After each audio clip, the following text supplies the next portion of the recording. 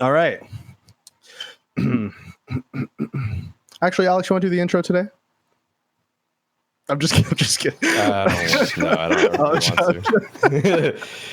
Oh, by the way, Marty, I don't know how to intro Marty as well as you probably do. Yeah, no, that's fine. I'm just playing. I'm all nervous. I just realized I forgot to introduce everybody. So Marty, this is our producer over here is Darian, Marty, and then Marty, Alex, Marty, this Maui snake, the Hawaiian man in there in the middle. All right. Hello, everybody, and welcome back to Peaker's Advantage, episode 24. Corey's late, but it doesn't matter because we have Marty here. So Marty was the founder of Follow Esports, then Splyce, and then Mad Lions. We have lots of, movement around there. So Marty, welcome to the show. Obviously, me and you we go back quite a few years, back to the Splyce days. So I appreciate you coming on. Yeah, back when you were like a wee teenager, right? Yeah, just a little boy. Yeah. So obviously this is more of a Counter-Strike centric podcast, so I'm not going to get too much into all the other aspects of Splyce, but I do want to pick your mind on sort of the business that goes behind running a big org like that, right? Because you had champions in, actually I don't know if you had champions in League of Legends, but you had Call of Duty champions, you had a Counter-Strike team, League of Legends team over in the LEC. So like I do want to sort of get into that, but mostly we're going to be focusing on sort of the Counter-Strike aspects of it. And whenever Corey pops in here, I'm sure he'll just pop in, and I'm sure everybody right now is really upset that Corey's not here. I understand. He's big, but thankfully we have Marty here now to make up for the lack. I shed a tear for it already. Yeah. Thoughts and prayers go out to Corey. Yeah. Loved ones. Yeah.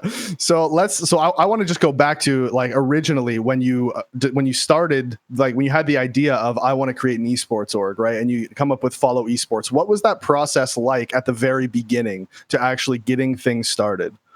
So we weren't planning to become an esports org at all, actually. So I was working a full-time job. I had a standard corporate career. I was climbing the corporate ladder, making a salary, having kids.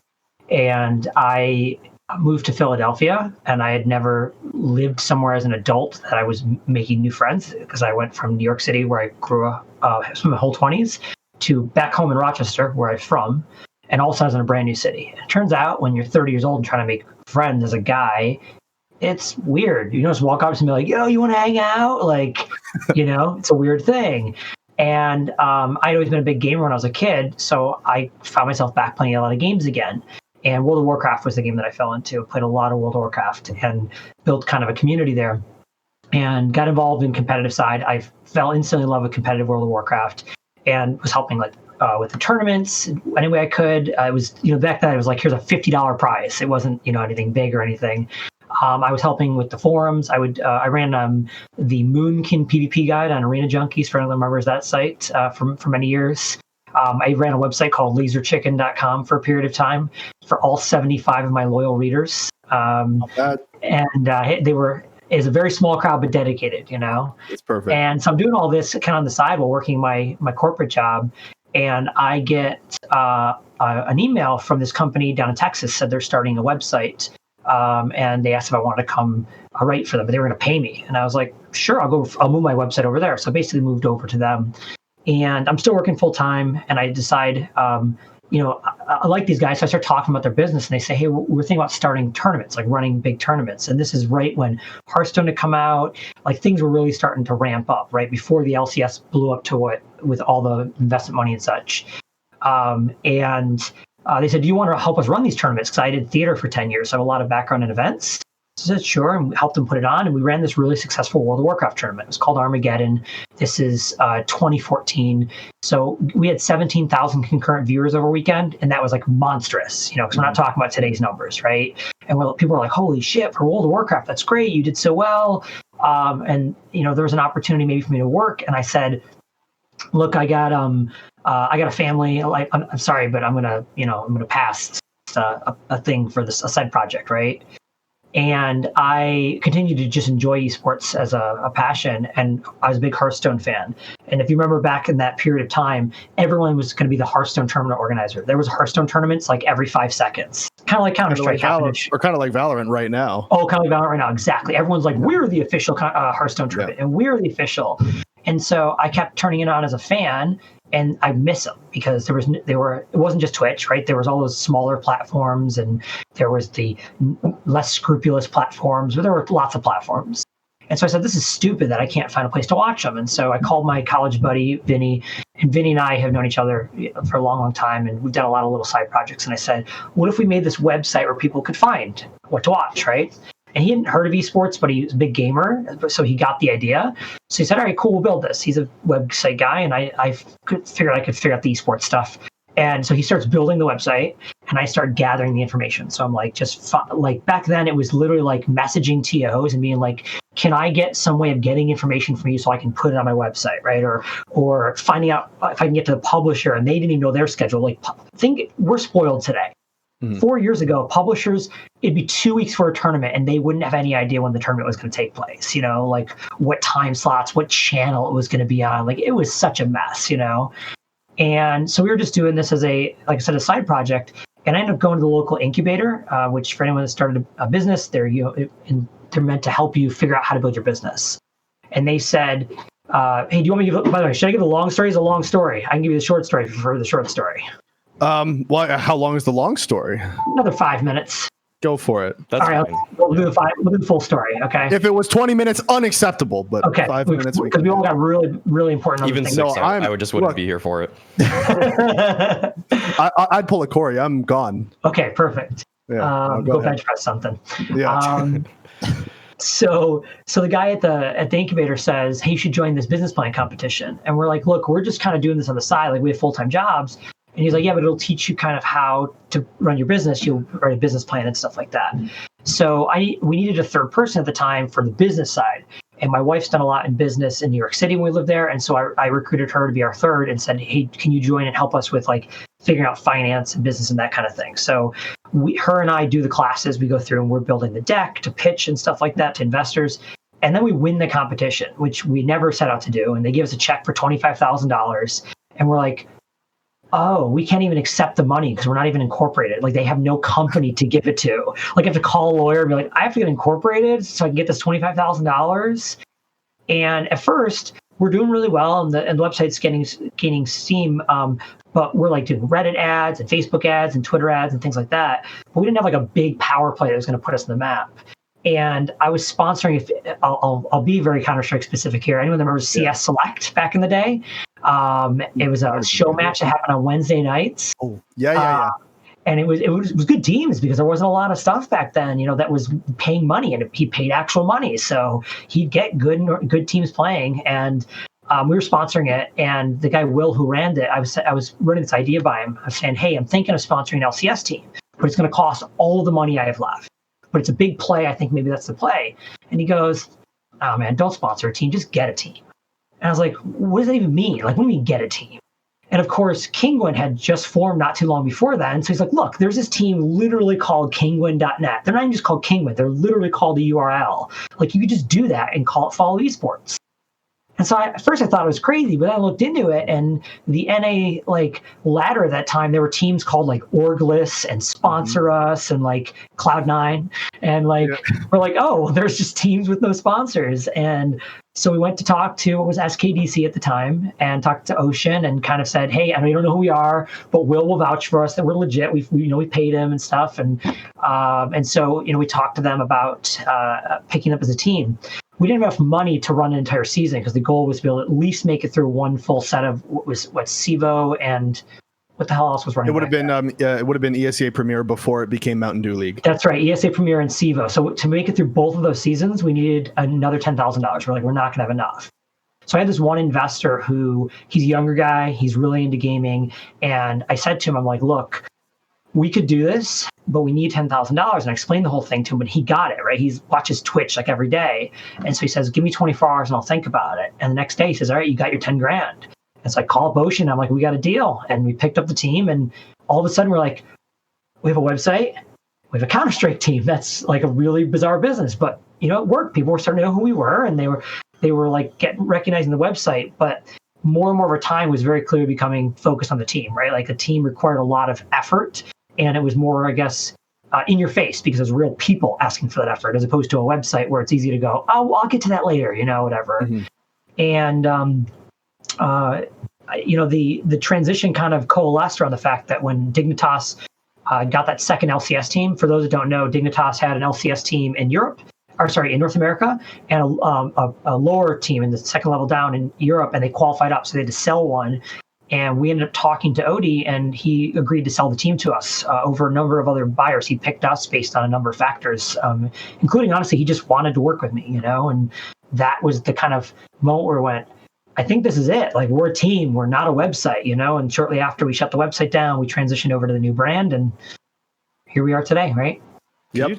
Could I ask how much the team was? To buy, I'm not allowed to say that. Okay, all right. I can tell you publicly what was said is that teams were going, because there were 6 teams bought in that same time period, 3 in Europe and 3 in North America. The rumors were around $1 million, and I can say generally I heard similar things around that people were paying, areas higher, lower, around $1 million. Which at the time was a monstrous amount of money. Remember, an LCS player was making $45K a year or something like that back then, and they were the highest paid pros in the world. So where did you actually secure the funding from to buy the LCS team, right? Because you just talked about you're getting $10,000 investment from a friend or some guy, and then all of a sudden you're spending a reportedly $1 million on an LCS team. Where does that funding come in? So what's interesting is we win this business plan competition, and the big finals is in front of a lot of business leaders, right? And they're looking for the next great company. And so they all had talked to us, but we didn't quite know what our play was yet, so we didn't have anything to go to them with. And so we had some very good, I guess I'll say, conversations, because you don't want to go to people, start going to them when you need money. You want to go to them, you want to have warmed up to that point, right? So when we get this idea, I actually went and sat down with one of the guys who leads one of the VCs here in Western New York. And it's actually New York State money meant to grow jobs. So it's actually really valuable that we were here in New York, not California where everyone else was, because they had money for job growth. We were creating jobs here. And so here's the idea, and I explained it to him, and he's a really smart guy. So despite not knowing esports, he understood where we were going. Spent a lot of time learning it. And in the end, he kind of became our ally from the money side, to be able to say to the other investors, not only do we believe in it, but we're giving them money too. Like, we're cutting a very big check, And they ended up being one of our lead investors for, throughout the history of Splyce. And he was my on my board, and my probably most involved investor as far as like a leadership figure. I'd never run a business before. I was kind of making this up as I go along, and he's helped many businesses get through. So he'd tell me, here's some pitfalls to look out for. Or I'd go to him like, what do you think of this? He'd be like, here's why that won't work, and that kind of stuff. So when you went to him, I'm sure you had to talk about what your proposed revenue sources were going to be. Did that hold up? I'm kind of curious, because I feel like a lot of esports organizations a lot of them lose money. Yep. And I'm wondering what you told him were supposed to be the ways that you made money, and did that end up being your main money makers?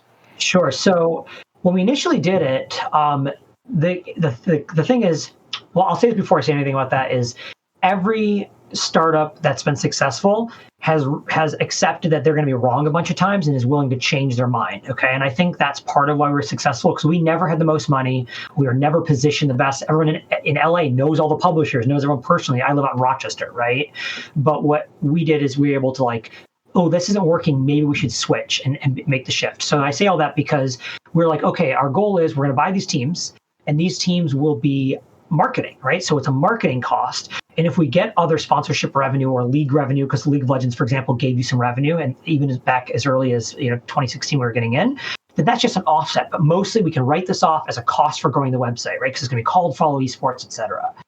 And shortly after getting the LCS team and getting ready to ramp up and realizing that this is the core business, we said, we're cheating ourselves with the opportunity to grow a real brand, because no one's going to people will become a fan of Follow Esports because they like a player or something like that. No one's going to passionately follow that brand, right? It's just not interesting at all. So that was that decision point of going, okay, if we're going to be a team and something that people can fall in love with, like you would for a sports team or anything else, we have to have a real brand. And that's what shifted the money. So no, we didn't actually meet the expectations in that we're saying we're going to write off a large expense of it as marketing, right? Because it's going to grow this other revenue stream. Or we're going to think of it as any money we make is lowering that expense, but rather now we need to actually make money to match what we're spending. I think that it's possible that could have worked, to be quite clear. I don't think it's necessarily like a thing that couldn't have worked. I think that website, there's still people today trying to build that business, like Juked, for example, right, is doing the same type of idea.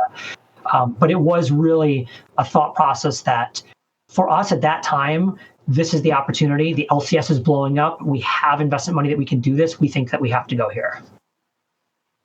Yeah. So moving. So now, sort of, let's move on to sort of where I come into the picture. Okay. Of course, because that's the only thing that really matters. I mean, all that talk earlier was nice, but now it's about me, guys. All right. You're actually going to cut all this out, right? We're going to start right here.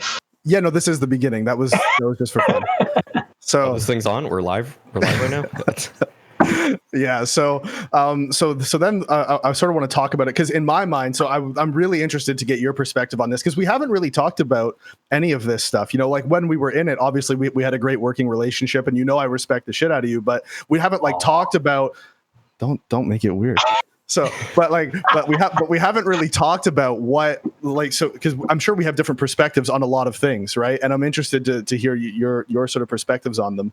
So from the very beginning, in my mind, I see my time in Splyce quite literally, and also in my mind as two completely separate times, right? There was the first time we were on Splyce. So we'll call this phase 1 of Splyce and Counter-Strike. So you had the premier. That was the exciting time. Yeah, that was the fun time. You had the premier team with Stewie and PTR, and people forget that Stewie was with us, and I know. I'll never forget. I'll butt in for a second for Stewie's story. We were at Northern Arena for their very first Counter-Strike tournament, wasn't it? Yep, I was there at that one too. I was playing with Method at the time, that's right. You were with Method. That's right. And we're about to get into that real soon. That's right. Too, so the very first Northern Arena tournament, I was there. I get to physically meet the players. It's so unusual. And I remember Stewie was blowing up, and he was about to be Stewie, and I had a talk with him, and it was one of those moments of just like he said, like I think we both realized that we weren't there yet to retain him, and he had so much opportunity in front of him. And I basically said, I get it, man, right? Like, I hold no grudge that you're going to go off and chase these bigger dreams because these big organizations want him to play for him, and good for him, man. His career went all this awesome direction. So, yep. So then you go from that team, right? And you sell Stewie to Cloud9, right? No, we didn't resign him. He just left. Okay. Yeah. Okay. So you let Stewie go to Cloud9. Yeah. And then you end up dropping that team, or that team doesn't re-sign. Something happens with that team, right? So I'm playing on Method at the time, but I had been playing with the 3-Up team, which is the team that you were about to sign with Arya, Jason R, Abe, Professor Chaos, right? And you're about to sign them. And Arya reaches out to me and he goes, "Hey, we're going to sign with this new org. It's called Splyce." It was the team that had the, and I obviously I remembered the name, and he was like, "I want you to come back." Right. And I was like, well, I'm in this, but Method had just released their team. So there was only 2 of us that were still under contract. It was me and somebody else, I think, who were still under contract with Method. And I was like, well, I'm still under contract, and I don't know how much I can get into with specific. Like, I know you don't mind if I get into it. Well, I'll say NDAs are only a certain length of time. I don't know what yours says. I don't know either. Probably long gone. I don't know either. I'm going to assume also, that. I'll call him S because I'm not going to say his name. Yeah. I don't think he's around anymore. But fair enough. So the owner of Method at that time, despite having only 2 players on his team and having no interest in having a Counter-Strike team, he had signed me from 3-Up when they just never paid the buyout. Oh, they were like, "Yo, come play for Method," blah, blah, blah. We worked out like a deal. So I went over to play for Method, and then the buyout just never got paid to the 3-Up people. So I didn't even know that part. Holy cow. Yeah. They just never paid it. So I was just playing for Method, and then the 3-Up owners are like been mad at me. And I'm like, what am I supposed to do? I can't pay you the money that I owe. Like, how am I supposed to deal with this? So that was a disaster. So then because of that, I thought in my mind, I was like, surely when I ask him to leave and go to this other team, he'll just say yes, right? Because he already had got me for free anyways. That was not the case. He was like, no, like Splyce needs to buy you out. And I was like, man, are you kidding me right now? Like, you didn't even pay the buyout to 3-Up, and I've still just been playing with you this whole time anyways, because that back in the day, that was honestly this was all commonplace back in the day in sports. This wasn't like a strange thing. This wasn't out of the ordinary at the time. So I literally, your story is one of like 10 of the same vein that I can name from Splyce specifically. That were just like fighting with people over their scumbag practices. Yeah. So then at this point, I want to join Splyce. Splyce wants me to join, but obviously the buyout they're demanding is ridiculous. And so it ends up being, I think, I'm sure you don't mind me talking about the figures that I honestly couldn't tell you what it was because you got to think of the number of buyouts I've done over the years. I know. Like, so you guys ended up having to pay $3,000, and I had to forfeit money that they owed me. So he still owed me. If I put that in context too, for the time, the average Counter-Strike salary at the time was between like $700 a month to maybe $1,000 at the highest, I think. Yeah. Like that was an enormous amount of money in Counter-Strike. And I had been playing on their team for 3 months, so he had paid me $3,000. He just wanted all of his money back that he had spent on me when he didn't even pay anyway. So and he ended up making money off of me because he owed me money that I had to agree that I wasn't going to pursue him for, and then you guys also had to pay $3,000 buyout. Yeah, I don't remember the exact number, but that could be right. Yeah, I'm 95% sure that it might have been whatever. It was close to that anyways, around those numbers. It was stupid money considering it was 2015 is what it was. And the situation around it made it extra stupid. Yeah. So that was annoying, but I remember finally, and we worked things out. And then you guys actually, I'm assuming you don't mind me saying what I'm talking about, the contracts that we had with you guys at that time. And I'm not sure what you mean by that. Like, I can talk about like how much money you were paying us and what like the details of the contract. You don't mind? I'll just kind of be like I can't confirm or deny or like that because I technically I worked for the company for many years and I have NDAs and all that kind of stuff. So I don't want to get myself in trouble. But you don't mind if I say it? I can't say I mind or don't mind. That's up to you. You're your own free, clear. All right. Okay. All right. Perfect. That works for me. Really so you guys were actually paying really fair, good salaries at the time. So it was $3,000 a month at the time, which was which I guess it was on the high end of pro Counter-Strike teams. Like it was a reasonable amount. Like there was teams who were making more than us and teams that were making less than us.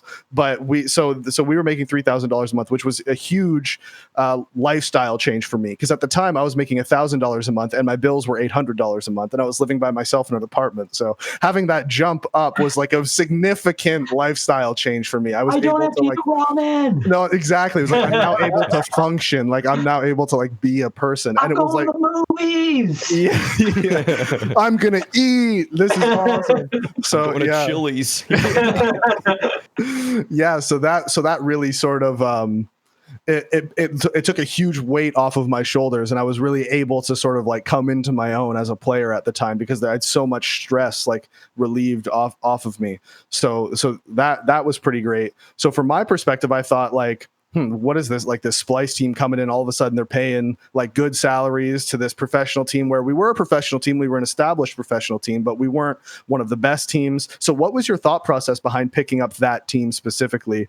And how much thought did you give to actually buying me out from Method? Or was that just Arya says that he wants this done, so we're going to try to get it done? Okay, so I will caveat this with the fact that was a long time ago, and I'm an old man. I know I have this beautiful young face, but I am an old man, so I will remember to the best of my ability. Yeah, that's fine. And that'll be kind of in general as we talk history. So, because I know someone on Reddit's going to be like, "That's not true. Look what I found on the internet. He's a lying scumbag, just like every other team owner in all of esports." And I'm like, "Dude, I just forgot." So anyway, can't expect you to remember everything. Yeah, I mean, some people expect me to, though. So that's true.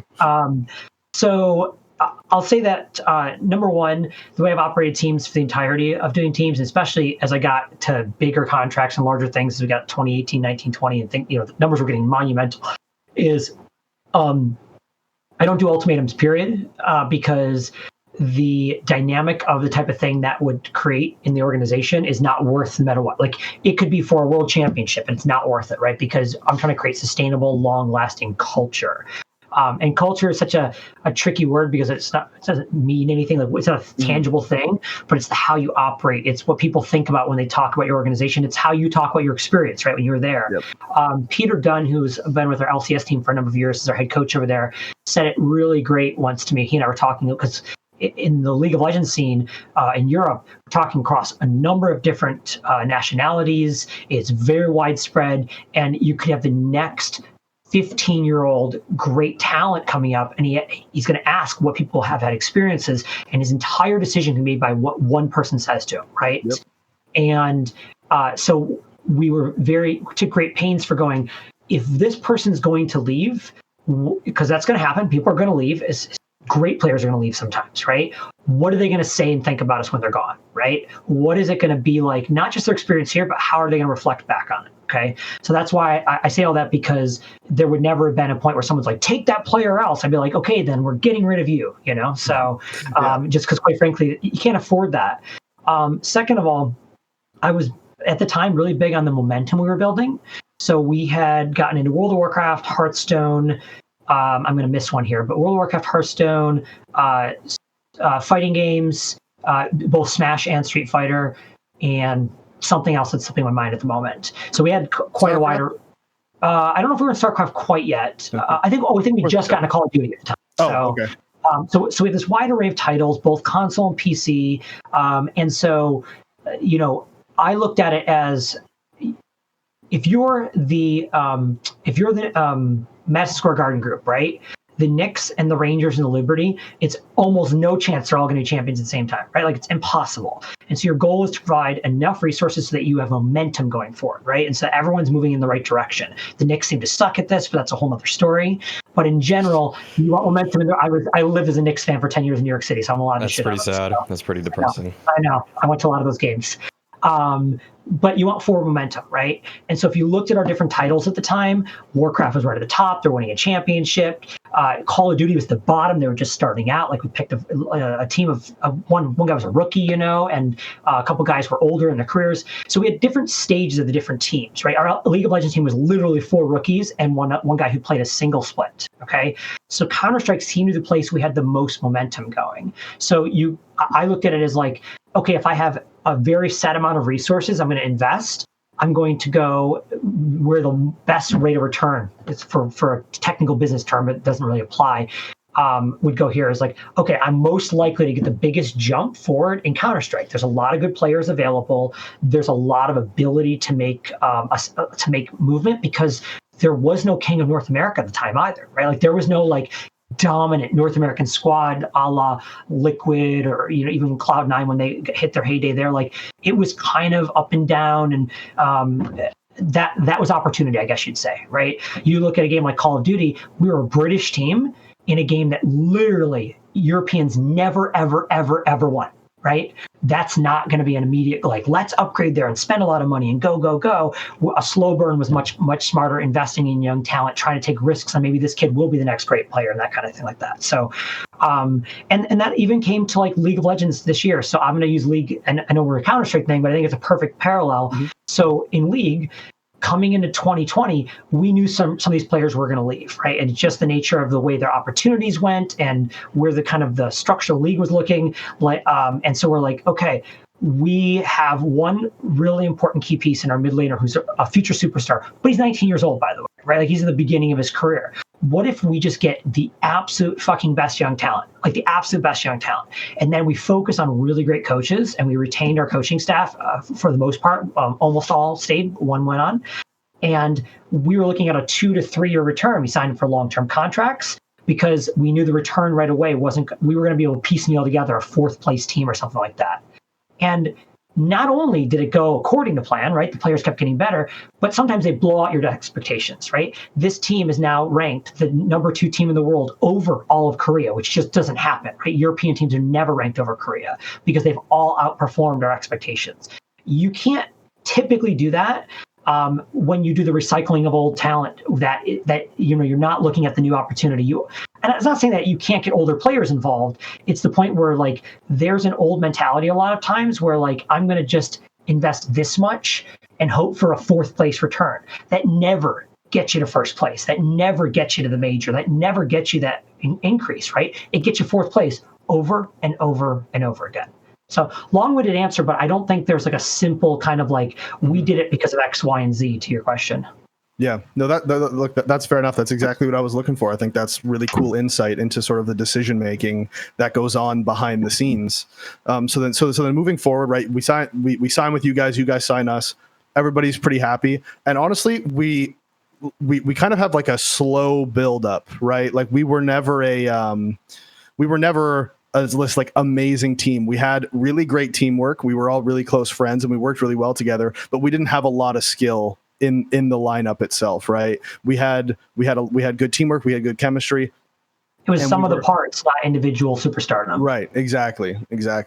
And so we were sort of slowly building up, and I'm going to skip a few months here for obvious reasons. But there was there was pro league matches in the middle where we'd get big upsets over the best teams and then lose to worse teams, and we're like, man, fuck, like why can't we just find this consistency? And then we move on, and then we play at the minor, right? And we have that shit loss in the very first game of the minor. We lose 16-14 to some team we should never lose to, and it was the bomb defusal disaster where the tournament organizer had the wrong setting.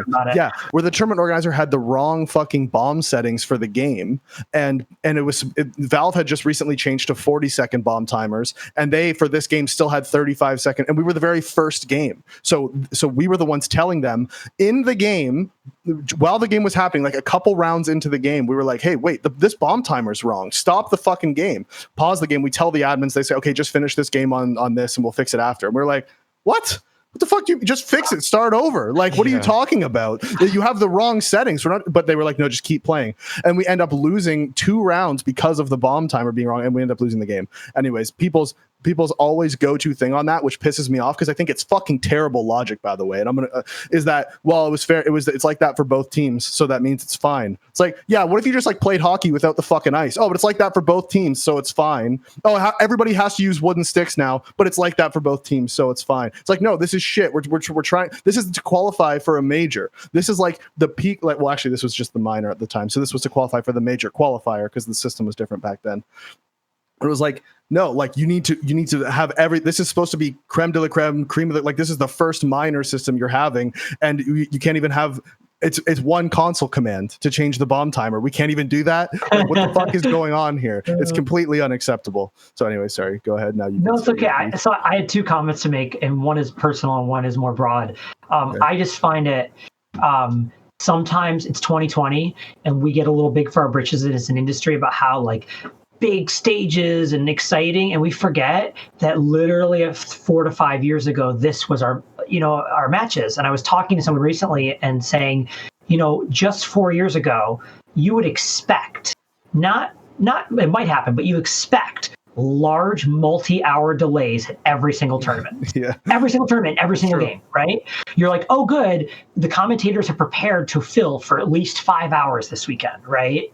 Nowadays, it's like, oh, they had a 5-minute pause. Oh my God, what a garbage tournament, right? Yep. And don't get me wrong, we should go for exceptionals and we should expect the best. But I think we forget it wasn't that long ago, right? Like literally just a few years ago.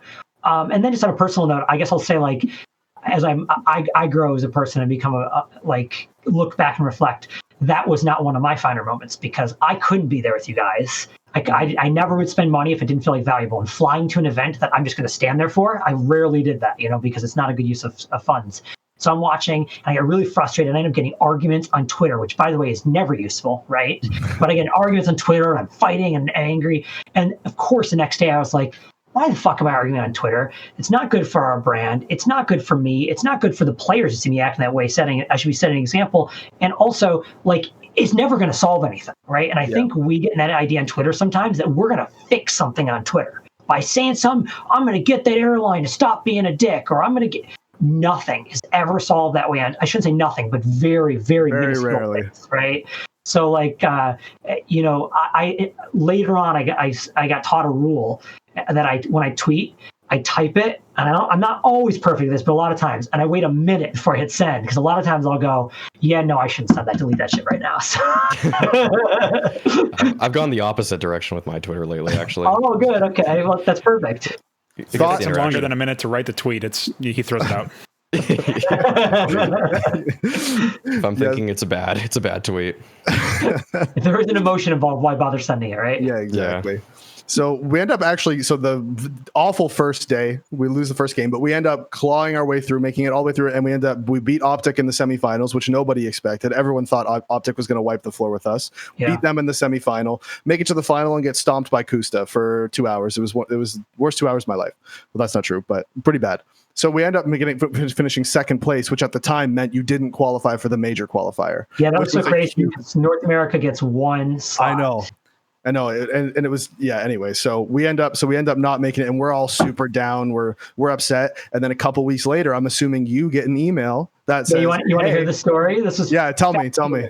So for those that don't remember the history, I'll tell the history lesson for the folks that don't know. So there was a team in Asia who could not get visas. The Mongols. It was the Mongols, yeah. So they don't exist. Ironically. I know, ironically, background.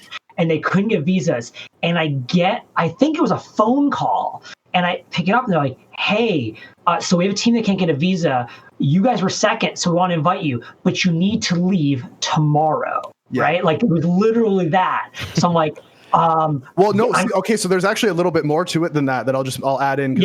I'm sure you don't remember this. So the Mongols couldn't get visas, right? So that means they asked the second place team in the Asia qualifier. Oh, okay. And that was a Chinese team, also couldn't get visas. Yep. Yeah. So then they asked the third place team, which was a Australian team, but the Australian team had made roster changes from the time they finished third to the new thing. So they didn't have a full 5-man lineup. So they were trying to grab random Australian players, like, just come play with us, but we have to get visas today. And so we're talking to Valve, and they're like, yeah, you guys have to wait like 12 hours to see if this Australian team can make it, and if they can't, then you guys have to fly out tomorrow. So like, just be on standby, ready to fucking go. Yeah, like I remember having this conversation because Aria was most of my conversations back then, and I'm like, Aria, like, people need their bags packed, like ready to like walk out the door. We'll book plane tickets like immediately. I think at the time MLG was booking them for us, so we like had to get on the phone with MLG and like Spence and those guys are like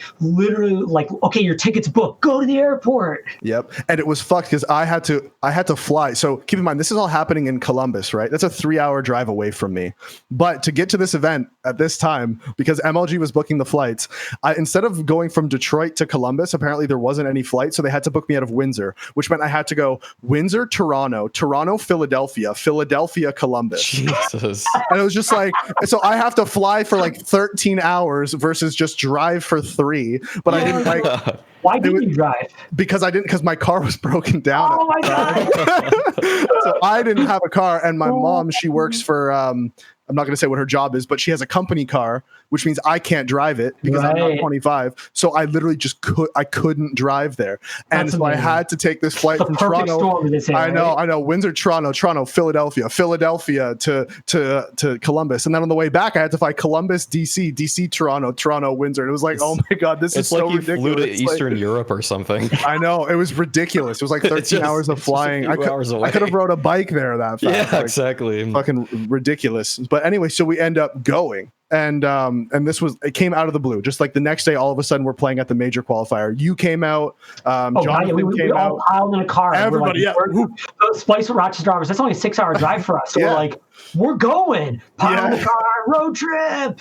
Yeah, exactly. So I remember this was the first time. I had met you. Met Jonathan for the first time, and we were like just this young team, and well, I was young anyways. Jason's pretty young too, but Arya's old. Arya's really old. Oh my God, Arya's I just talked to him almost as old as you. Yeah, no, I love Arya. He's great.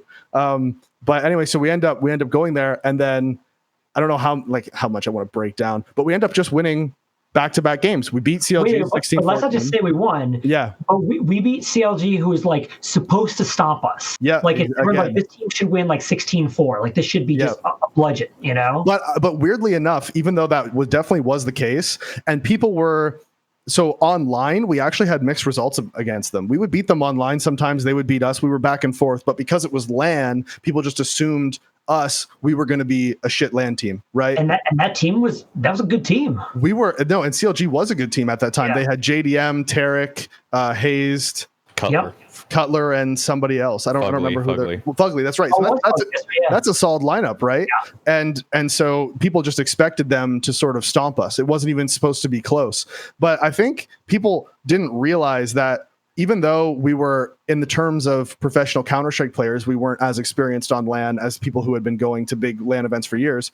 We had LAN players on our team. Like I grew up playing LANs. Like that's how I grew up playing Counter-Strike, is in LAN environments. I'm 13 years old. I have Semphis screaming in my face from across the venue. I have guys like who are, this is the environment I grew up in. Same thing with Arya in the SoCal LAN scene. Like same thing with Professor Chaos. Same thing with Abe. Like we had guys who had PC was cold as ice, man, and we got. I know he didn't give a fuck. No, he just he went into the zone and he's in the fucking game. He was literally playing, and he's just like, I hope that we can just win this fast so I can get out of here and go back to my hotel room and sleep.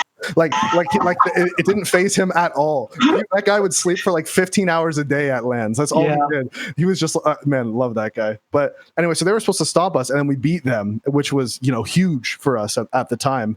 And then we go into the next game. And I'm not sure how much you know about this, but I remember, we're talking beforehand, and you're like, okay, this is going to be a tough, when you're doing kind of like the hype up, trying to be, and I was just like, Marty, we're going to stop these guys. I had literally zero fear against that team. It was the Vexed team, and we had no fear against them. I remember Lurpus even messaged me, and if Tommy, if you're watching this, you can corroborate this. He messaged me, and he's like, hey man, good luck. Like, I hope you guys win. Like, I'm rooting for you. And I was like, this is going to be 16-7. 16-7. This is going to be easy. I called the score before the game started. I called the score. I was like, no, this is going to be a stomp. That's a Davey move right there. I was like, yeah, this is going to be a stomp. Jeez. I'm not even worried. And then we beat them 16-7. And all of a sudden, this team who wasn't even supposed to be there, inconsistent online, now we're qualified for first NA team too to qualify. The first North American, exactly. The first North American team to qualify for the major, and it was for the first NA major. I know there's so many firsts, many firsts. It's just first across the board. We're also the first in the actual major. So also the first. That was. I only like to talk about the qualification part, Marty. I don't like to talk about the major itself. No, we're gonna skip past that.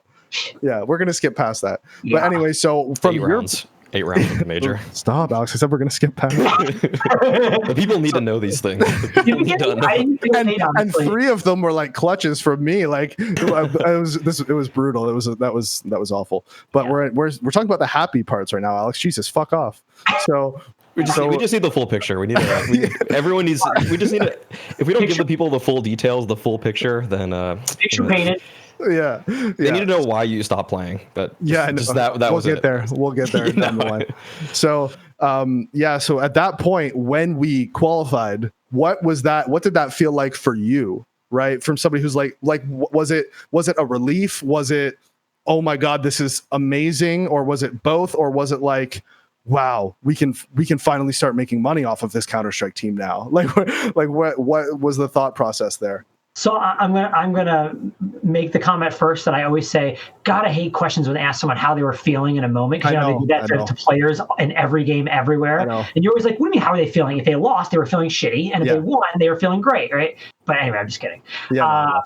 So I will say this. I will rephrase it again. What was your thought process? Oh, there you go. What went through your mind, right? So I will say definitely because my whole life I've been a little bit of little engine that could. I'm a little guy who played football, for example. I'm not very big, but I come from a football town. I'm sure that went super well. I mean, I was so small, and I was never going to start a game, but that didn't mean I wasn't the hardest worker on the entire fucking team, because that's just how my mentality always worked, right? So I was the kid who I was like I played every down in practice as hard as I could, like it was a fucking game. And then I went into the actual games when I got called in. It was 35-0 when I called in. Didn't matter. And I played we were playing the fucking Super Bowl, right? So like that's always been my mentality, is people are gonna look and go, they can't win. And that's what they looked at us, right? Like, we can't win. We didn't belong, quote unquote. We didn't belong there because we weren't supposed to be invited, right? So that people were shit talking the hell out of us because we weren't supposed to be there.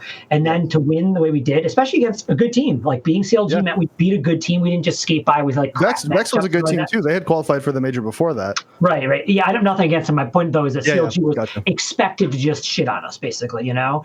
And so that to me is always a big moment throughout, I think, my career in esports, is like I always felt really great when we defied the odds. It's just more exciting than just like, oh, look, you signed. So I'll give you a great example, one that was like cool but wasn't that big a deal.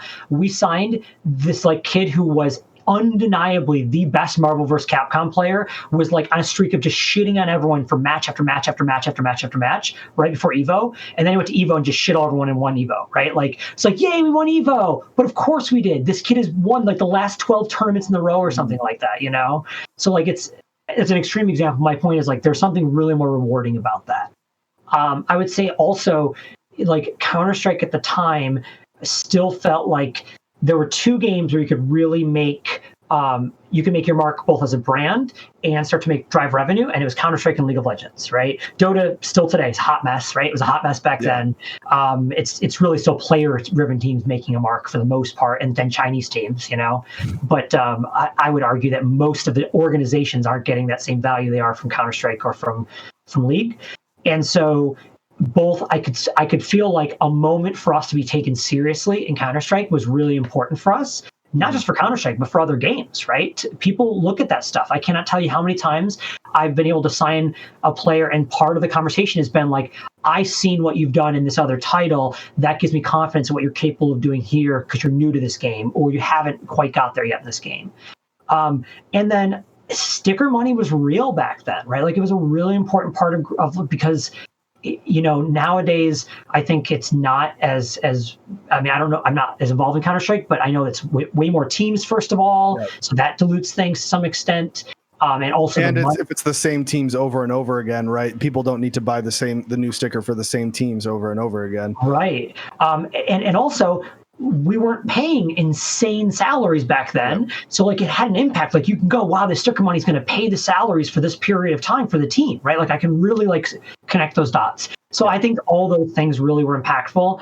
Well, and also sponsorships too, right? Because I remember within like a week or two of us qualifying, we had a whole bunch of new sponsors. I don't know if those were always in the works, if that made an effect on how the negotiations I honestly can't remember. I'm like thinking, I'm like, can I remember that? Probably not. Yeah, no, I remember because I remember talking to Arya about it, and Arya was telling me at the time, like, dude, this is awesome. Like Marty's so happy, man. Like we just locked in this sponsor, this spot. Like it was it was a whole thing. In the works, and it was. You always find it easier, like when you have those moments. Call of Duty, when we won the championship, same thing there. In League of Legends, when we qualified for Worlds in our first year, immediately I was able to do a new deal with one of our current sponsors to extend it. Like those things do matter, right? And there is revenue out of it, especially because honestly, so StarCraft is the game we had the most success in, right? Like we signed these players who end up being some of the greatest of all time, right? And they won a bunch of championships. And the thing that I looked at as it's like, that's your goal for every game, right? Is repeated success so that you can drive revenue because of it, so you can see a profit in that game. And most games you don't get there, at least today in esports, right? Like today, it's still very difficult to go in most of our games, we're getting a profit, and therefore across the board, we're getting a profit. Like we'll get to that, I'm sure. But as you know, most teams don't make a profit today. Yeah. And I think that is the challenge is some of the dynamic is driven off of if you're not in the major, if you're not the best, if you're not selling a ton of jerseys, et cetera, it doesn't really matter the game in a lot of ways, right? It is very difficult to make a business model work. So, okay, so I'm curious still, what back then, were you just taking losses on the Counter-Strike team in general until the sticker money came in? So think of it as we ran the company very much like a startup. Like when I started like really taking this seriously, when I quit my full-time job and like really dove into this, we had raised money, right? So I was like, well, these investors trust me with their money. This is my life now, right? And so we would build out really detailed budgets, and then we would be reviewing them anytime something changed. Like there's a game we might want to get into, or there's a big shift of something, a windfall of money, like sticker money. Like we never relied on that money. It was more like, okay, now that we have that, how does that change how we run the business, right? Could we get into a new game? Could we make some new opportunity, like sign a coach for a team we didn't have a coach for before? Because let's remember, Counter-Strike didn't even have coaches back then for the most part, right? So like that might be an additional cost. But most teams did not, right? It's true. If you look at, I think a good example is League of Legends. They started mandating coaches, and then it went from a coach with a small salary to coaching teams with analysts, and like, so you're growing that. So every time you'd get a pocket of money, you're like, could I start to be the one to advance those things? So I think I can't remember exactly what sticker money that decision would have been, but I guarantee we looked and went, okay, how much do we make? Okay, now or how much could we potentially make? What are the things we could be looking at? Could we just extend our runway till the next time we have to raise money? Because when you're running a VC-backed startup, anything, doesn't matter if it's esports or whatever, you basically have what's called runway. And for anyone who doesn't know that means what's the day I run out of money and have to close shop if I can't make more revenue, if I spend, et cetera, right? And you have what's called burn, which is the difference between what you're spending and what you're making, okay? In a perfect company, you have no burn, right? And you're making a profit, right? But startups, purposely burn and take venture capital so they can grow rapidly, because you don't want to grow slowly, you want to grow rapidly for opportunity. So we go, let's say our runway was a year. Well, we might go, we feel comfortable then reinvesting that money. But if our runway was only 6 months, we might immediately go, cool, we just got 2 more months of runway, or we got 3 more months of runway. Let's not reinvest it. Let's keep that, because that was revenue we hope to earn. And that's the other reason you'll see back then, a team would lose a sponsor and immediately have to close 1 or 2 divisions, right? Because they were so reliant on a single revenue stream that's how impactful it could be. So we would a lot of times think of it as, how much risk tolerance can we have as a company, knowing that my biggest fear at all times is, can I make sure that people have food to put on their tables, because I have people's livelihoods in my hand. I took that like super seriously, like, because it was my livelihood too, right? It wasn't just the 100 and some odd people worked for us. It was mine as well. Yeah, no, absolutely. And I remember at the time, I think if I can tell you how much I made from stickers, which was, I think it was like 26 grand. So that would have been per player. And then I think for the for like the overall, like for the Splyce sticker money, I think it was like 150 that was split 50-50. So I think you guys got about 75 grand on that. I know you can't confirm or deny. Yeah, I can't do the blink thing if I'm being held captive. Yeah, I know. So I remember, so that's a decent, in like you said, that's enough to pay, because if the team's making $3,000 a month, right, 15 grand, you've just paid the team's salary for 4 or 5 months now, just from sticker money alone. Which that's the difference it can make for an org, like you said, for a startup moving in, and all of a sudden you have this huge injection of cash and reputation, and you know there's so much more that goes into it. That's back in 2016 too, so that money is just, I don't know, increased multiple folds at this point for sure. Yeah. The crazy thing about back then, at least from my perspective, and I will say this about esports that's very unique, is every team is so different, because you build your company so differently, and what things are important in your company, what the backbone is. I'll use some examples, like Optic, clearly like content became their backbone, like YouTube, right? Versus Cloud9 became esports success backbone. For us, it was squeezing more out of every dollar, because we knew we were never going to have the most venture capital like Immortals or like Dignitas, or any of these people who were like big VC backed organizations in the later years. Immortals is the one everyone always points to, right? Immortals walked in and just like threw cash around in 2016, right? And we were like, we can't do that, so you have to figure out ways to squeeze cash. And so I tended to, I spent an enormous amount of my time going, okay, if I have X dollars coming in, because we signed a partnership, we got stickers, we won prize money, because it was never big money for us, because most of that goes to players, but it could be, a substantial amount. Is this time to take another risk so we can jump another level? Because we were years behind teams like Cloud9 and Dignitas and Complexity and stuff in growing a brand, right? And credibility and all these things. We didn't have all the same assets some of these teams did, like Fnatic being a perennial Counter-Strike, like in the major every single time, right? So they didn't have to go out and buy players and try to improve that way. So you're starting to think, where are the areas I can catch up, or can I go around? Right? And by go around, I mean, Halo was one for us, where we saw an opportunity in Halo where, okay, some of the big teams have decided that they don't need Halo anymore, because they have Counter-Strike, Dota, League of Legends, etc., and there's really disgustingly good players available, right? And so we were able to build a team that was perennial championship, dominated that game for a while. And that built a really solid portion of our brand. As you can imagine, that was much less expensive than doing it in Dota or Counter-Strike or something like that. So that was a lot of my thought process on a daily basis is, I've got to be in the big games to matter. If you're not in the big games, you just don't matter, right? And I've also got to accept that in the big games, this early, I just can't compete with Fnatic, Cloud9, TSM. I just can't. Dollars, brand, position in the industry, my connections, etc. So I've got to be smart in every decision I make to allow myself to catch up to them. And at some point, I was able to go, that player is choosing to sign us over Fnatic or over Cloud9 or whatever. It wasn't happening always, because they're continuing to move up too. And there's plenty of times that Cloud9 is just going to win that battle over us, right? But we would never be able to catch up if we didn't do things a little differently, right? If we just followed the status quo and been we'll slowly work our way up the ladder, we'd always been the same distance behind, I guess you'd say. That's pretty cool that you lay down the strategy of it like that. That was actually a question I had going into this, just how you pick games, but that answered it very well. That being said, you guys were out of CS for about a year, and then you guys went back in as Mad Lions. And I'm kind of curious about what made you why did you take such a break, and how coming back in has felt, or how it's gone for you guys. So this will be a little longer. I'm just going to be upfront because there's a lot that goes into it. But I there's certain things I can't say, of course. Blah blah blah. NDAs, yada yada. So getting out of CS economics suck. They blow. There's no word for it. They suck. Okay.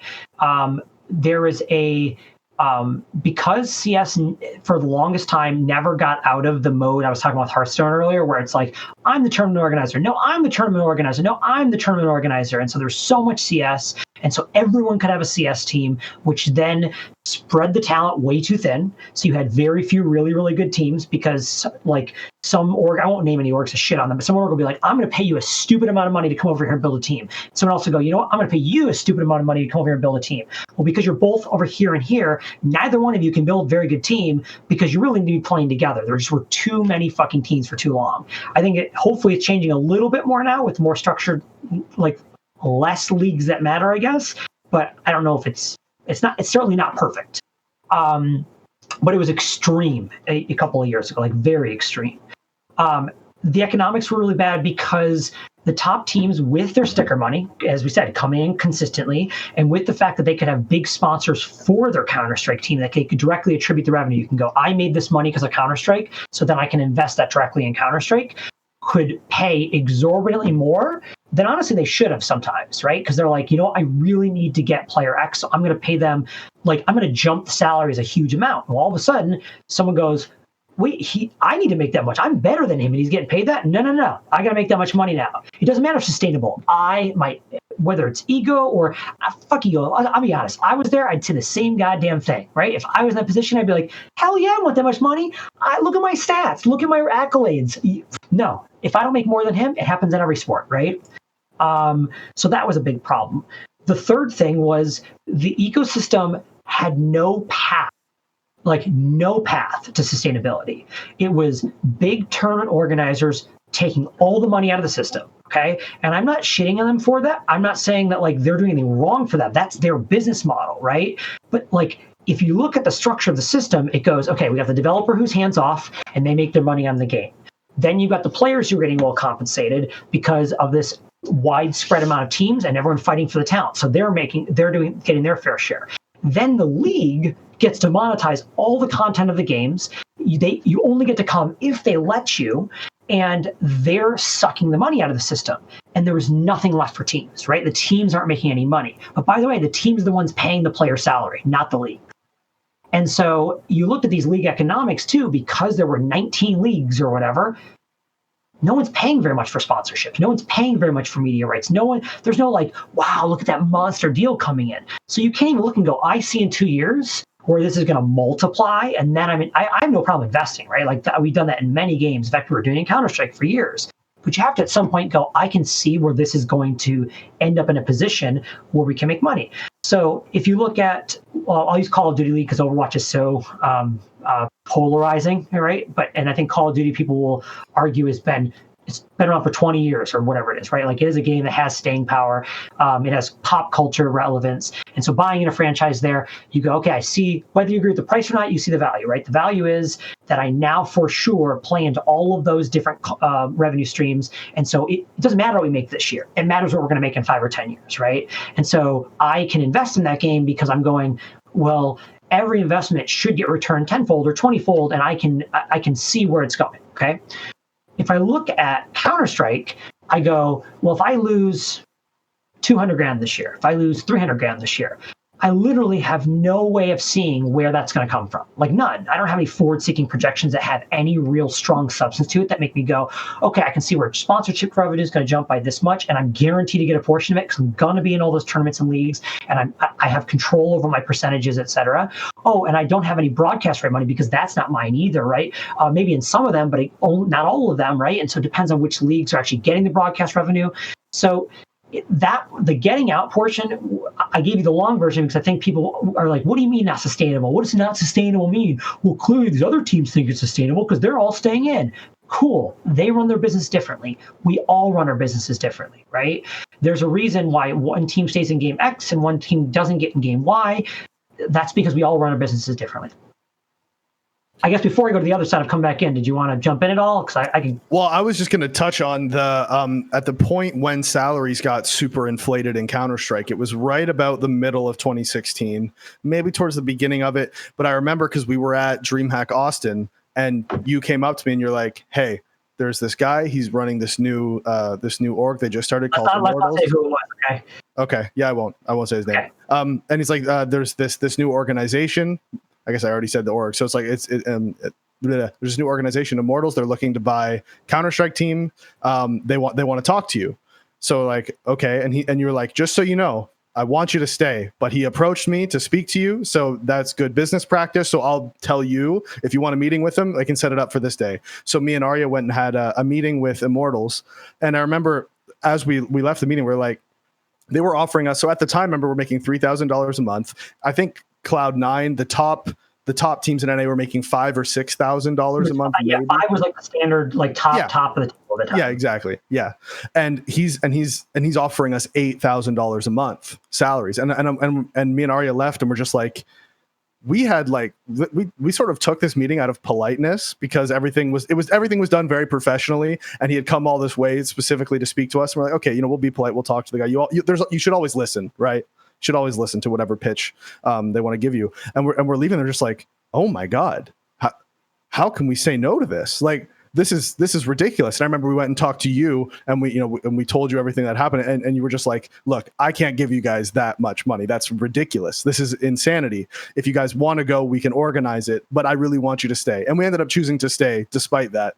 And I remember thinking at the time, like, what is going to like if they're offering us $8,000, what's a guy like Nothing going to get for that? With a huge brand at the time, one of the best, still a top player. Yeah. What's a guy like Shroud going to get? And we're thinking of all these things like, where is this going to go from here? When Luminosity was blowing up, remember too. Yep. So those guys were about to get paid. So like exactly. Yeah. And I remember thinking like, and to be fair, after this, we did end up getting significant raises after that point. We ended up negotiating new contracts that summer with you guys.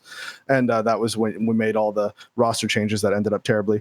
But so actually, no, so let's get into that a little bit actually, because I want to know what it felt like from your perspective. Because from my perspective, I thought that team had a ton of potential. And can I say about the last thing first? Yes, finish up. Go ahead. So I'll just say that.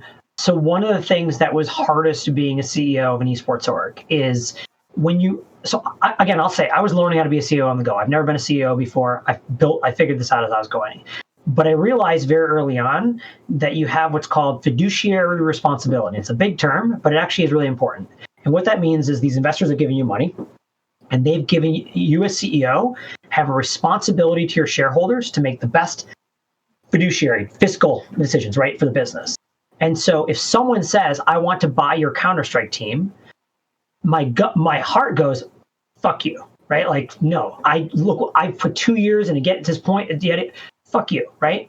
But I have to go, okay, I kind of think you're being scummy and doing bad things to the industry, and I've seen some of the other things you've done. And I don't think you're a bad person, but I think your practices are misguided. But I have to at least consider it because that's my job. So I'm going to let the players talk to you. I have to talk to my board and let them know.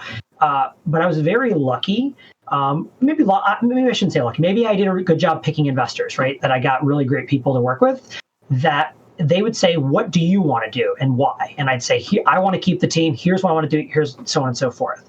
And they'd back me, right? They really would. And I know a lot of people that's not the case for, right? Some of these guys aren't CEOs of their companies anymore, for example. They replaced them with some corporate guy or whatever, right? Some of them just would tell me, I'm not going to spill anybody, but they'd be like, I really didn't want to do this thing. My board forced me, right? They're making me do this. And like, it sucks because I know this is the wrong move, but they have the power, right? And they're going to outvote me or whatever.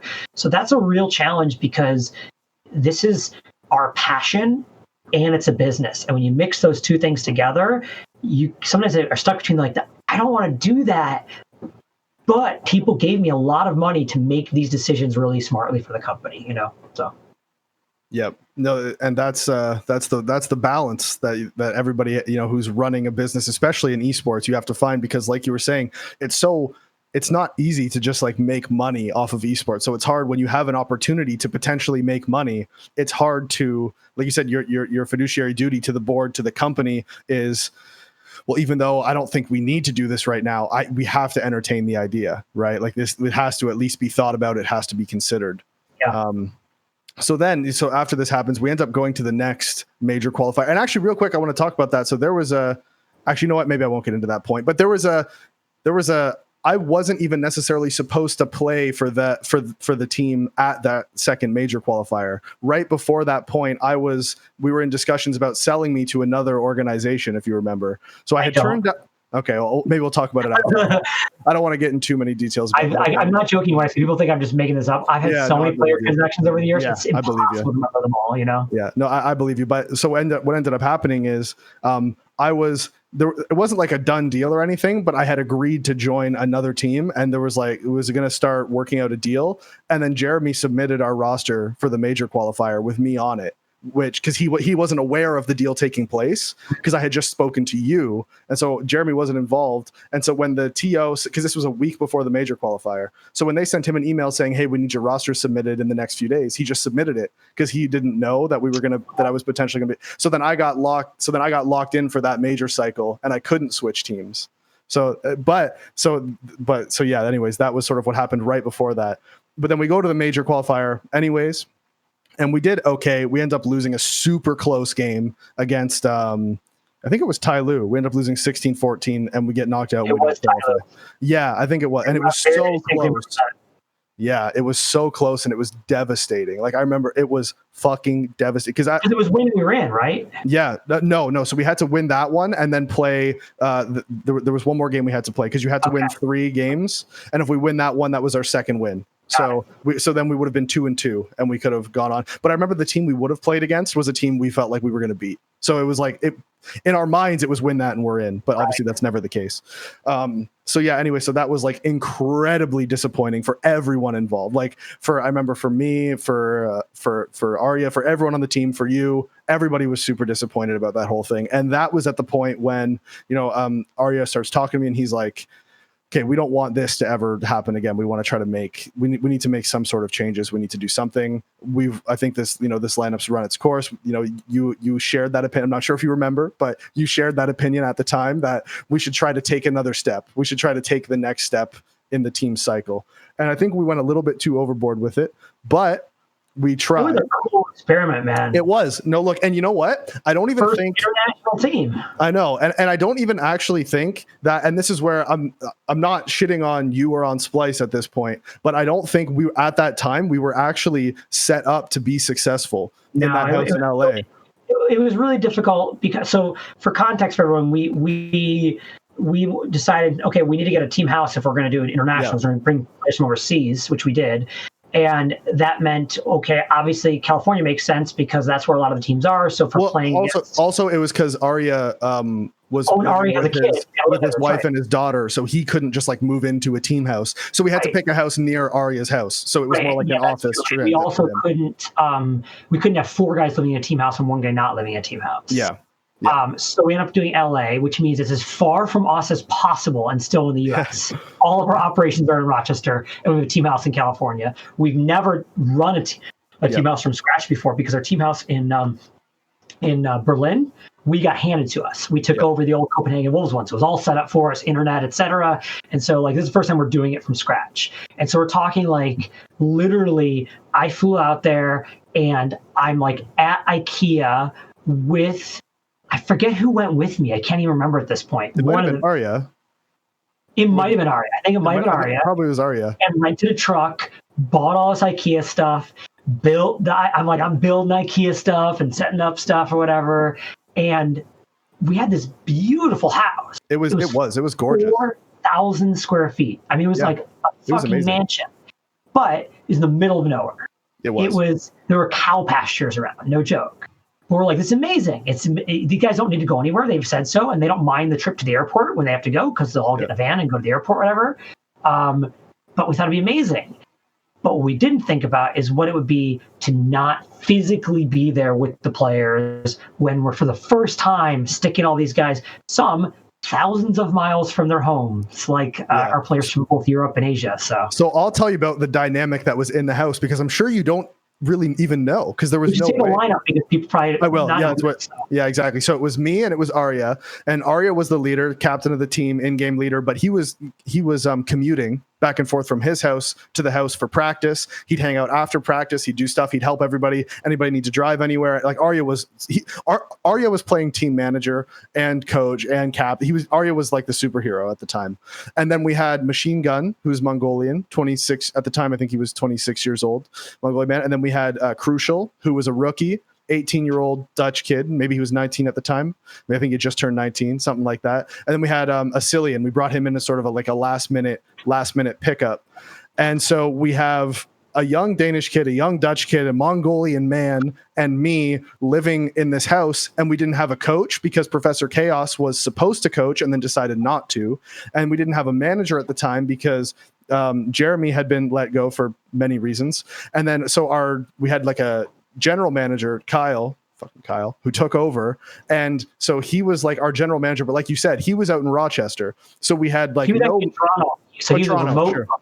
Yeah. So we don't have any management, no coaching. The only adult that is living in the house is a 26-year-old Mongolian man whose English is not the best. So it's like we have like 3 kids and a Mongolian dude living in a house with no management, no anything. And then unfortunately, you guys chose to get sponsored by AMD. And I don't know if you're still sponsored by AMD or what, but I'm going to talk shit about AMD right now for everybody listening. And so they gave us PCs to use. AMD did. And so you guys have worked out a deal with AMD, and they're like, yeah, just go pick up the PCs. They promise it's the best of their best shit. And so they give it to us, and we're getting like 100 FPS. Like 150 FPS on these computers. Arya goes through, overclocks everything to like, now we're kind of getting 200 FPS sometimes. And we had to like go back and they had to put new parts in, and they were like, they didn't actually give us their best stuff. They just said they did. And they didn't actually give us their top of the line shit. And it was like this whole fucking disaster of a situation where we're playing on shit PCs, no management at the house. And then we're like losing games all the time. And everybody is just furious. Like everybody was... Equipment was like the thing that really set people off. It was, and the thing is, with especially with young adults, young kids, if you lose a game, right, and even if you played poorly, made bad decisions, mistakes were made, if you give kids, especially young Counter-Strike players, an out like that to say it's these fucking computers, we can't fucking win because of these computers, then it creates this like awful environment where it's never our fault that we're losing, right? It's never our fault, which is a terrible way to think about things, but that's sort of what happened. And then you had Machine Gun sitting over there in the corner, love him to death, Tevna, he's just sitting there in the corner just playing his game, not complaining about a fucking thing. No, not a complaint. A complaint did not come out of his mouth once the whole time he was there. I love that guy. He was like, and you look at him, he smiles at you. He was like, Tevna, I fucking needed you, man. Like, this is like, you're making everything better. So I think that we performed terribly, and then everything ended up splitting up. But I also think that we weren't actually ever in a position to perform well. I don't think that we were ever in a position where we could have exceeded expectations and taken that next step. Yeah. So one of the things, it's easy to have 20/20 hindsight. Yeah. At the time, it's like, no, we're doing this is the best idea, right? Like this is the best idea. And very clearly, I can see moments like that where like we were overtaxed as an organization, right? Like this was something, setting up a team house and trying to manage it from afar, we weren't capable of doing yet, right? We were like, if you think about Berlin, for example, in comparison, the Berlin guys went to a studio to play their matches for League of Legends. So that part's already taken out. And they had a live-in coach and a live-in manager, right? So their entire lives were directed. Not to mention the fact that League is so structured that these guys come through a system, right? Like they go through, for those who don't know, when you become a League pro, you have an orientation, just like the NBA, right? You go for like a player's day and they teach you all these different things about like how you should use social media and how you can get banned and what actions they expect out of you as a professional, all these things, right? Like they treat you in a way that gives you a good advantage going forward, right? And so we had all those advantages. We thought, well, we were in a team house in Berlin. It's the same thing, right? This won't be a big deal, but it's not the same thing, right? We didn't have the management in place. We didn't have the structure that League of Legends has had for so many years. Counter-Strike doesn't have that structure. We didn't even have the physical infrastructure, right? Like I mentioned, we took over a team house. So we had a lot of stuff set up. We started from scratch, right? Like I said, I'm literally building IKEA shit in the fucking house, right? So definitely a point where we overreached. And I think definitely understand how difficult international rosters are in any game. Yeah. In any game. And, you know, we've done it in a lot of different games over the years. And I obviously don't mean Canadian and American. That's for you, Davey. Like, we're all basically the same. To be fair, I mean, I was still moving to a new country across the continent too, right? Like, but not as much of a culture shock. But you know, it's still a big step. Not quite Mongolia to LA, but you know, it's still a big step. But like that, it's a dynamic thing. They say a lot of times. So LCS in North America they always import because, quite frankly, North American talent is very poor in League of Legends. So they get 2 import slots. Every single team basically always has 2 imports. So you get a lot of these young kids, like you're talking about, brought into Los Angeles. And I've talked to a lot of people over the years about the challenge of that. It's Los Angeles, first of all, so there's lots of potential distractions. They're playing in a different atmosphere than they're used to. The culture shock is huge. Food, like just being out and not speaking the language.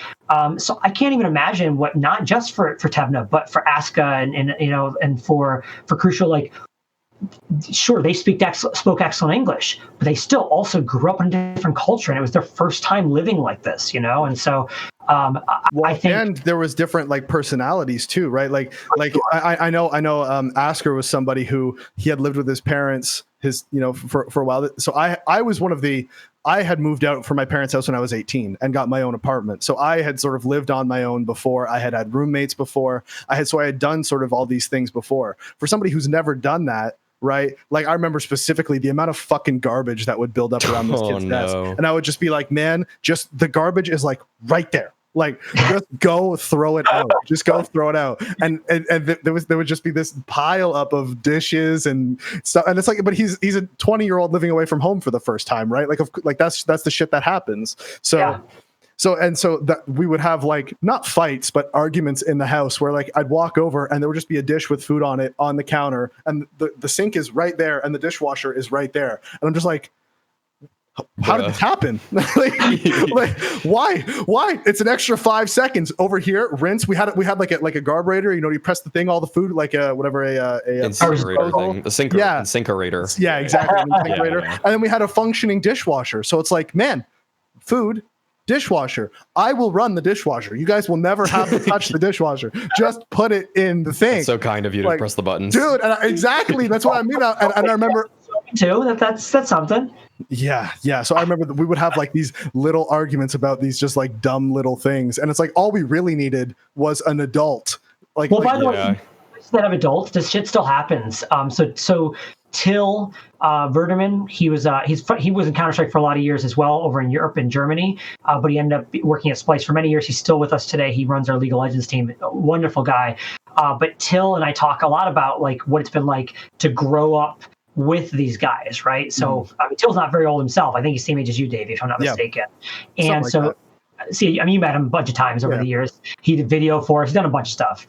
But Till and I would talk about like he would get players who were adults, 23, 24, 25 years old. They'd move into the team house. Eventually, it was the team apartments, and they'd come to the facility, and then they would still, like, at their computer, they'd leave for the day, and there's 3 Coke cans and a fucking open container of, like, some kind of shit. And he's like, look, I put the garbage can right there, right? It's right there, right? And, like, that's all you had to do. And so he had to even start implementing systems of, like, I'll call it punishment. That's basically what it was, right? Like, if you do that, you've got to do chores, or you've got to have, like, your name appears on the board, like everyone which is exactly what I was getting at. Like, I couldn't do that to them. All I could do was scold them like children.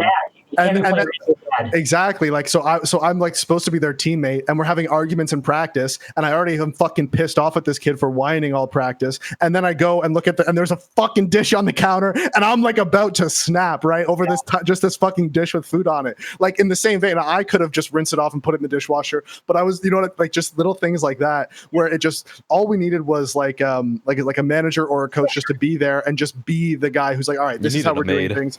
Yeah, we also needed a maid. We did not have a fucking maid. That's true. We had like a once a month thing, and they came like that. No. So we were supposed to have that, and we didn't get it because people kept canceling. You would call somebody, and then somebody would say, "Oh yeah, okay, we'll go." Blah blah blah blah, and then the lady would never show up, and then it would be like, because the one time it was because it was too far, and then the other girl got in a car accident on the way there, and like, so for like 3 months we had nobody there to clean the house, and it was a fucking disaster. This beautiful, lovely house just getting destroyed in the laundry room. Like, yes, but that wasn't our fault, which is the funny. We never used the washing machines. Like we never used them. Like damaged tiles. Did you actually have to pay for it? Yeah. We had never used it once because that's fair actually, because I remember the landlord coming in and we were in the garage and he sees like water on the wall, like coming through the wall, and he's like, "The fuck?" And he goes into the laundry room and it's just the washing machine was leaking. From the laundromat? Yeah. So because that happened like 2 or 3 weeks into us having the house, and so the washing machine broke.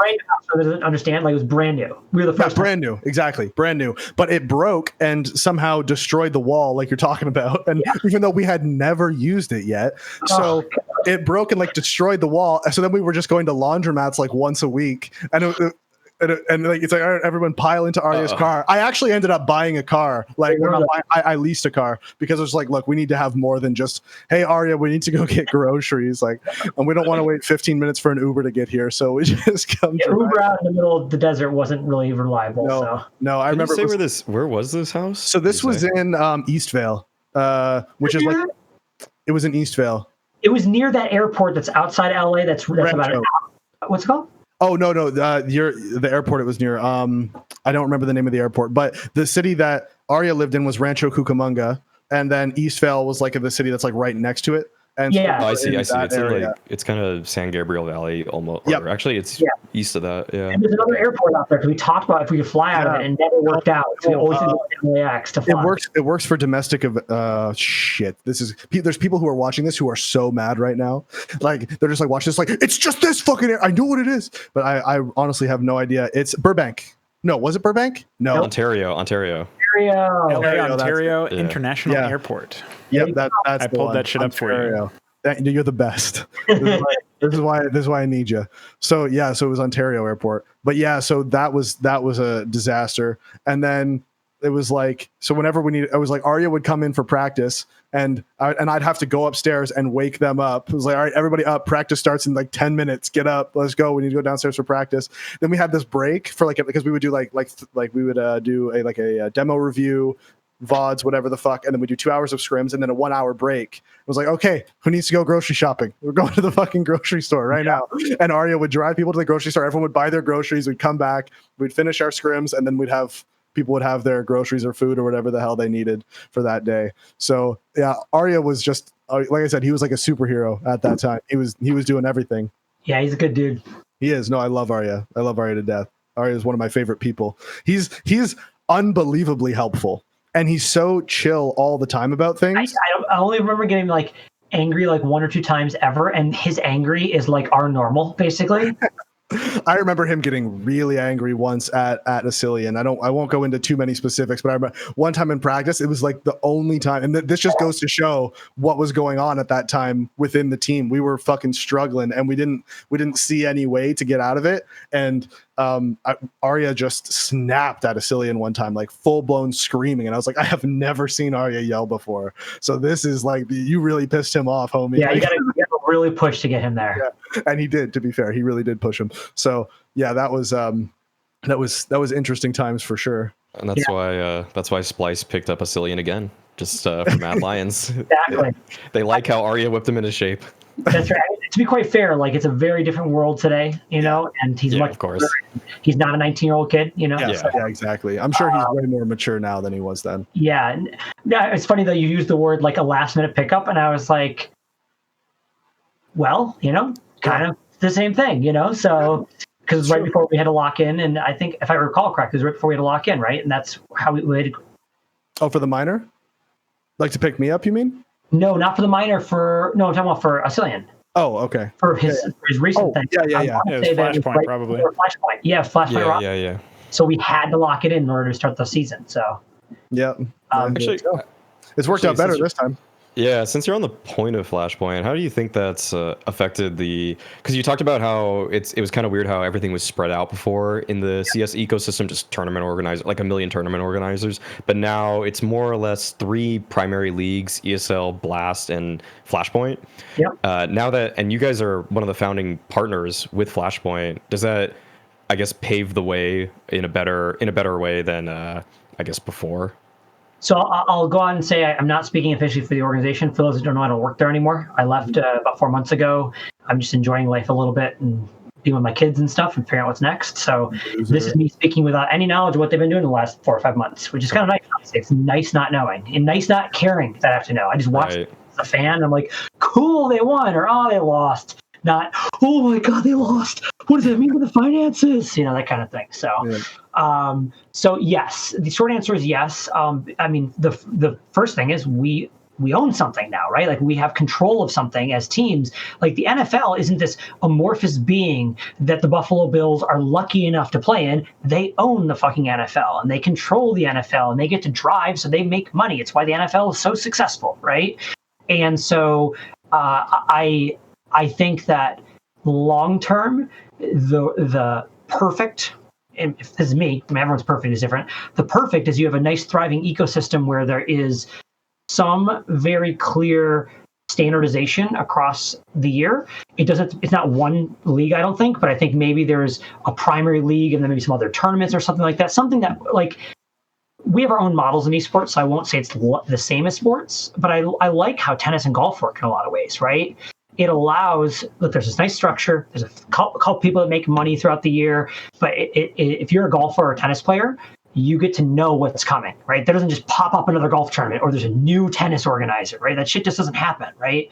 And so you get to have your off season. You get to have your time off. You get to have your training period. You get to peak at the right moment. All those things, I'm going to talk about Call of Duty for a second just because it's a perfect, like, what I envision as far as, like, performance. So our team just won the last event of the season, okay? And we put together a lot of a very dynamic international roster, like we were just talking about, right? So it was challenging. We did a 10-man roster, which no one else would ever do. They think you're stupid for doing that. And we lost a shit ton of games in the beginning because we knew it would take time to figure out. And guess what? They didn't just win the final event, but they beat the number 1 team, the number 2 team, and the number 4 team to win, okay? Right before playoffs. When do you want to peak? The beginning of the season or right before playoffs, okay? Because we knew the structure of the year and what it would look like. We built this roster for this. We got a bunch of young players, for example, who we knew were going to take time to learn more in depth. We had a coaching staff who had to figure out how to work with these players. We didn't have infrastructure fully in place. If it looked different, I would have done a different strategy building this team. So it doesn't always work out. This time it did. So I'm really excited, and hopefully they continue that and they go into playoffs and they do really well. Maybe even win a championship. Who knows, right? And that would be the ultimate culmination of the idea that we know what it looks like so we can build toward it. Counter-Strike, I think, if I had to put it in simple terms, number 1, I want some consistency that I can build towards when building a team. I know what the season looks like. I know what to expect for their bodies, for their mental health, etc., for how much they're going to play, where they're going to play, etc. Number 2, I want everyone to make money.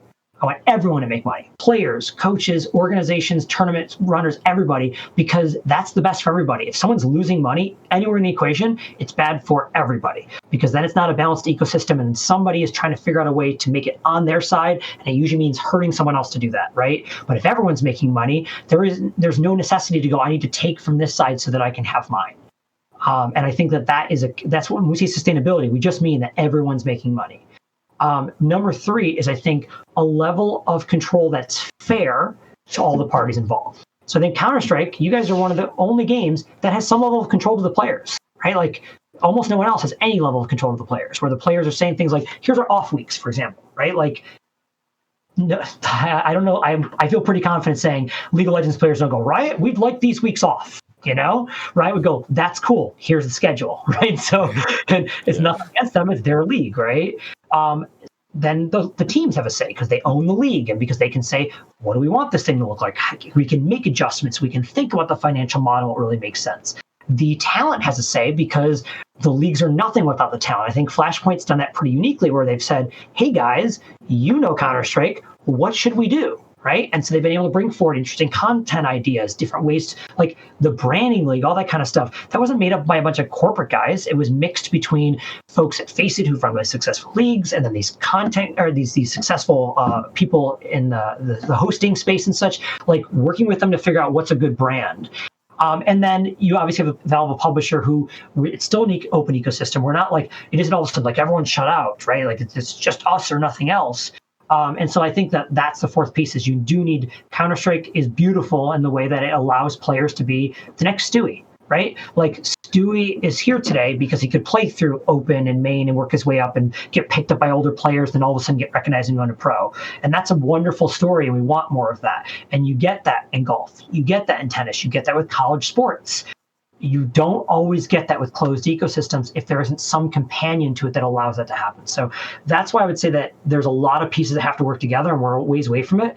But you need some steps to give a more level playing field, and the old model wasn't level at all.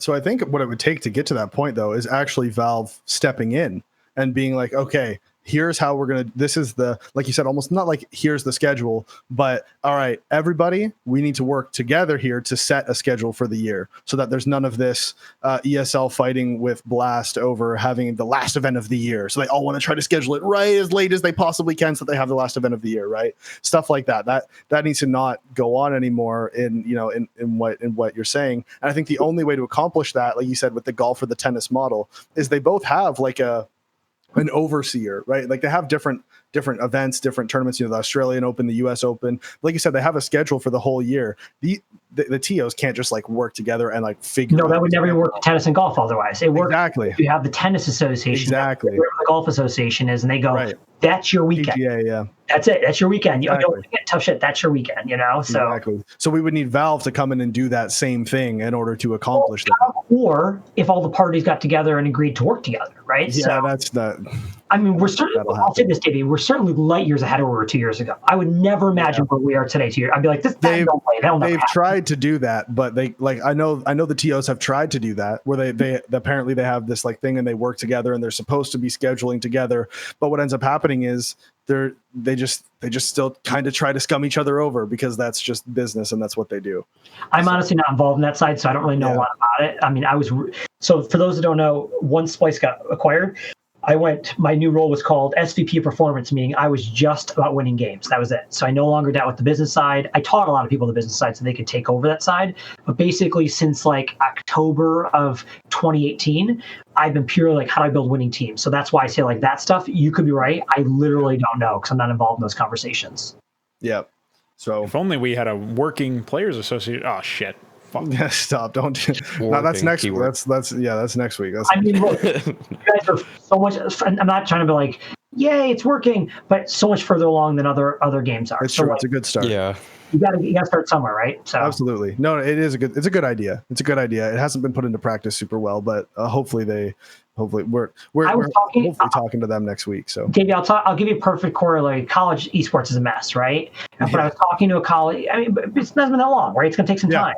And I was talking to a colleague of mine who works at one of the colleges, and that person described it best when they said, like, year one, we had a little bit, and we sort of had no idea what we're doing. We tried a few things and went, that one works, let's do that one too. And now we're in year, I don't know what they're 4 or whatever, and they're like, we have a pretty robust program now. We couldn't have just built this though. Like we got here because we tried this, it didn't work, we tried that, we empowered a few people to try things. So I think that, to me, it's like, okay, we have a players association and it has some basic structure. So now you can try things and adjust and actually grow from it. If you had nothing, like a lot of these games, nothing, right? Like nothing to start from. So yeah, no, it's true.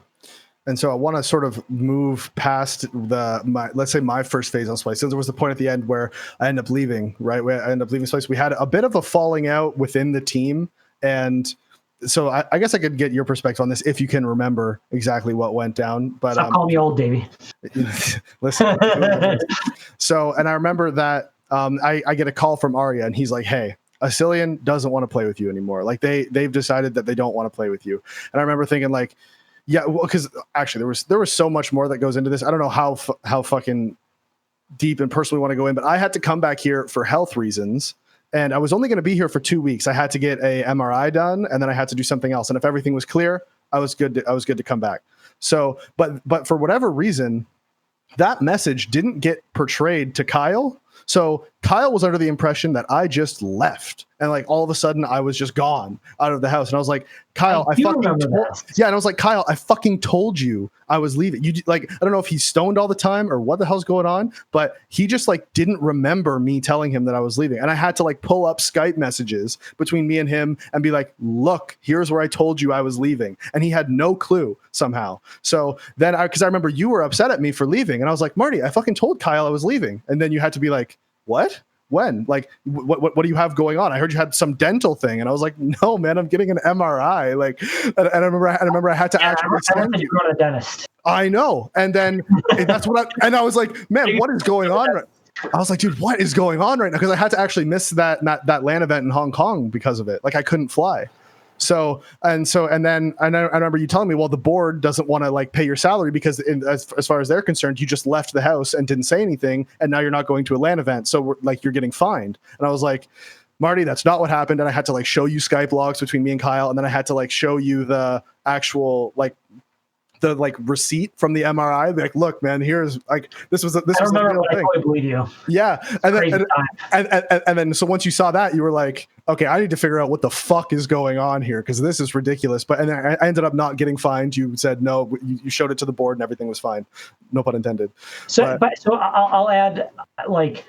This to me was maybe the number one lesson I learned in this company, but took me a long time, is that when you're the boss, it's very hard to stop yourself from jumping on something when someone tells you something. Yeah. And like, wait, there's always another side to the story. And B, to know when there's things that need to be reacted to. So like some things have to be reacted to, other things you can go, can I instead use this as an opportunity to maybe change? Like they say, I learned it this way. You go, that was all fucked up, and be like, it's this person's fault, it's this person's fault. And you go instead, you go, no. What could we have done better? Right? And that's a really weird thing to ask a lot of times, like, especially when you go, I wasn't even directly involved in that. It's like, but no, there's always a way you can work it back to when you're the boss and you run things. How did we set the situation up to happen? I mean, look, we could take that situation and say, it could be because the team house, the dynamic of not having a manager, the communication with Kyle, like there are so many levels where we could say this happened, right? And we could take responsibility. So I definitely, it's one of those lessons you wish you learned earlier, right? Is, hey, let's talk about this first, figure out what's actually happened, then even decide if there's anything even to do there, because maybe there's an opportunity to go, we could have done this and we have to take ownership of this internally, So yeah. Well, and I remember at the time Arya called me, and Arya's like, what do you want to do? Like, do you want to fight this? Do you want to talk to Marty? Like, what do you want to do? And because Arya obviously called me, and I was at home, and I remember talking to Arya, and I was like, you know what, dude, fuck it. I'll leave. It's fine. I don't want to, I was so done with dealing with their shit at that point. I was like, you know what? Fuck this. I'll leave. Because I remember I always thought back, and I remember thinking like, I feel like if I had just told Marty what was going on, things like I might not have left. I might not have needed to leave. I could have just like explained all these things to you, and because I'm sure you had no clue what was going on at the time. Not really. Not till I came out and saw it with my own eyes. Yeah. Because there was no way for you to know, because Kyle was fucking useless, and nobody else, and there was nobody else for you to have. Like, it was like Arya, right? You could talk to Arya, you could talk to me, but for the most part, obviously, you're gonna rely on who your general manager is, right? Like the person you employ. This is their job, and so there was no, and he couldn't have known because he was in Toronto. So there was no way for you guys to actually know the dynamics and what was going on at the time. So I remember thinking of like, if I just like explained this to Marty, this could have ended differently. Like I didn't even need to leave at the time, but I had these health problems going on, plus all that shit. And Arya's like, yeah, he doesn't want to play with you anymore. And I was like, fuck it. I don't want to play with them either. I'm out. Peace, kind of thing. So that's sort of, that was my perspective of what went down at that time. I don't know how that felt for you at the time, or what sort of what decisions were made. Because then after that, you ended up slowly, that team ends up just like slowly leaving one by one by one. And then we go full circle. And this is where I wish Corey was here, because then you end up picking up the Semphis team, and then you end up picking me back up like a couple months later. And that is when I think consider in my mind a phase 2 of Splyce and CSGO, where it was a totally different thing. Yeah, I mean, so I'll say that definitely felt like we were spiraling out of control with the team. The losses were piling up. The dynamic was very clearly breaking down. It was like, think of it as you take this big project, you put it together, and it's clearly not working, but it's really hard to be like, no, we can fix this. We can make this work, And I think that made it very hard to be very to clearly see what was going on, because in your mind you want to be like, no, next game they're going to win. No, they're too talented. They'll figure it out. Yeah. They'll get over the problems in the house. It's not a big deal. We pay them a lot of money. It's a really nice house, and so it was. It was a really nice house. That's true. But like those things start to become your crutches a little bit to be able to say like we can make this work. It's really like even leaving CS was really hard when we left CS. For this exact reason of it's really hard that once you've invested in something to say, we're not going to invest in that anymore. Okay. In fact, it's more common in business people to continue to throw more money at a problem to try and, because they're convinced they can change the direction and not able to recognize that it's not possible. I think that's one of those circumstances where like this team was, you said it yourself. It wasn't set up to succeed for whatever ways we want to talk about. It could be the lack of a manager. It could be the dynamics of the international personalities. It could be the PCs. It could be all of these things, right? And so being able to recognize that was really, really difficult. So going into the next version of the team, really, I think the renaissance was what I would call that growth moment for Counter-Strike, where coaches started to become really important. And I don't just mean that in the game.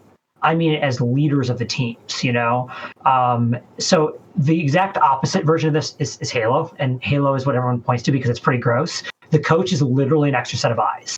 They have no power whatsoever. They just go, hey, they keep track of timers, right? Like, so they know when power weapons are coming up, and they're like, you do that.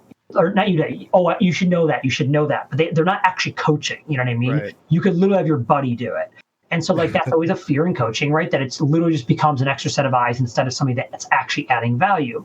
And that was a moment, at least I felt like we started shifting to real coaches who had real leadership roles in teams. And there were people who hated that, right? There were players who hated that. There were players who thought that's bullshit. This is our team. We are the five guys. And, I, for the first time, took a belief of this is our team. It's Splyce's team, right? Because it had always been that way in League of Legends, and by the model of the game, it worked that way, right? Like I'd hire you to join the Splyce team, and by that nature, you became part of something that we owned, right? And then you take ownership of it, and no different than a football player does when they go for a team. But in games like Counter-Strike or Dota, where they're very player-driven, that's why people still sometimes use the word sponsor instead of team, right? That's our sponsor. And it's like that always grossed me out. Like, sponsor, then I'm not just hand you a check and walk away, right? Because I do a lot more than just hand you a check, So I think that was a really big turning point, and I really like it. I enjoyed that for how hard it was, because it started to feel like that was when we as an organization could be more than just infrastructure, meaning money, a house, flights, etc. We could be more about the performance side, right? We could be working with the coaches to really think strategically about players, about how the team's going to operate, what's the growth over years going to come. And you can't do that if the coach isn't a driving force in the team, right? Because the players just come to you and go, we want to make a roster change, right? And it's not even like those moments when players come and say, we want to make a roster change are really become about how do you in that dynamic ever say you know better than them? Yeah. Is there really an ever time I can tell you guys who are in practice together hours and hours every single day that I'm correct that you should or shouldn't make a roster change there, or this is the right guy to pick up? Of course not, right? But with a coach, you can have those conversations. You have another adult who's the dad or the mom, if you will, so. Yeah, no, I agree. I think that was a big change, like you said, especially in Counter-Strike. More and more orgs, more and more teams have sort of worked towards that model. I think now that's common practice for the most part. There's a few teams where they're still, obviously, for a team like Navi, for example, Simple will always be the top dog in that team, no matter what. I'm sure he's respectful to the coach. I'm sure the coach has a lot of control and shit. But like, if there's just like a coach and then Simple, if Simple says, I need this done, I want this done, and the coach has a different opinion, the team, you just have to side with Simple because he's the best player in the world and he knows what he's doing, right? It's the same thing Faker with T1, right? Faker is that brand, right? Yeah, so, there's always going to be stars like that. Tom Brady has to do that forever, right? So Exactly. But for the most part, most teams now operate on that model.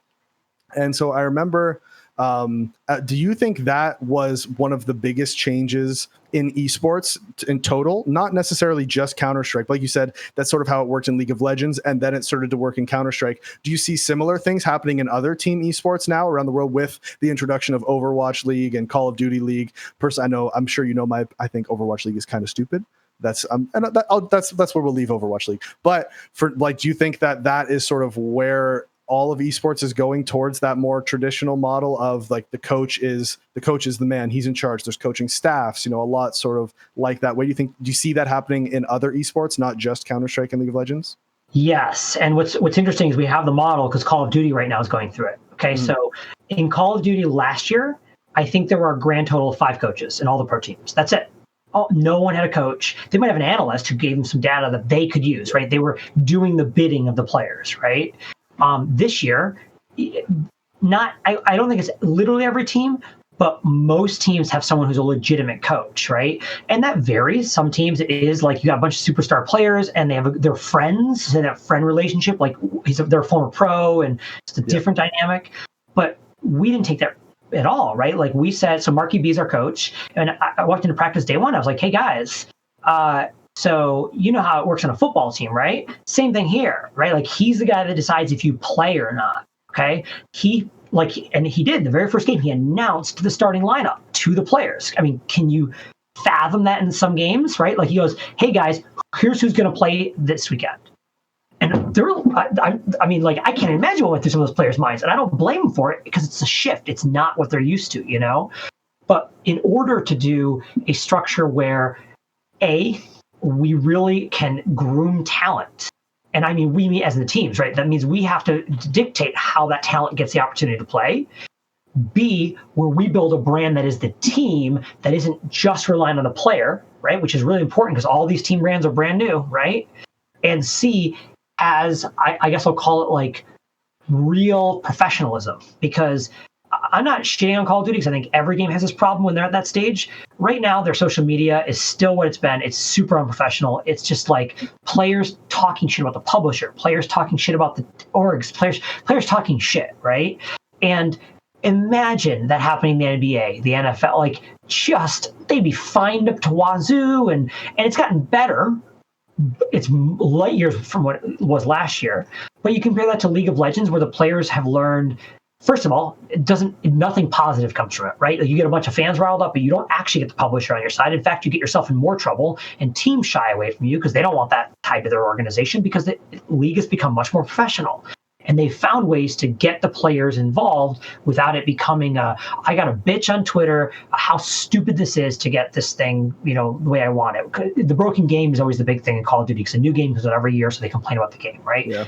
Probably a lot of it's probably legit, right? But that's not a healthy way for the scene to look good, for the game to look professional.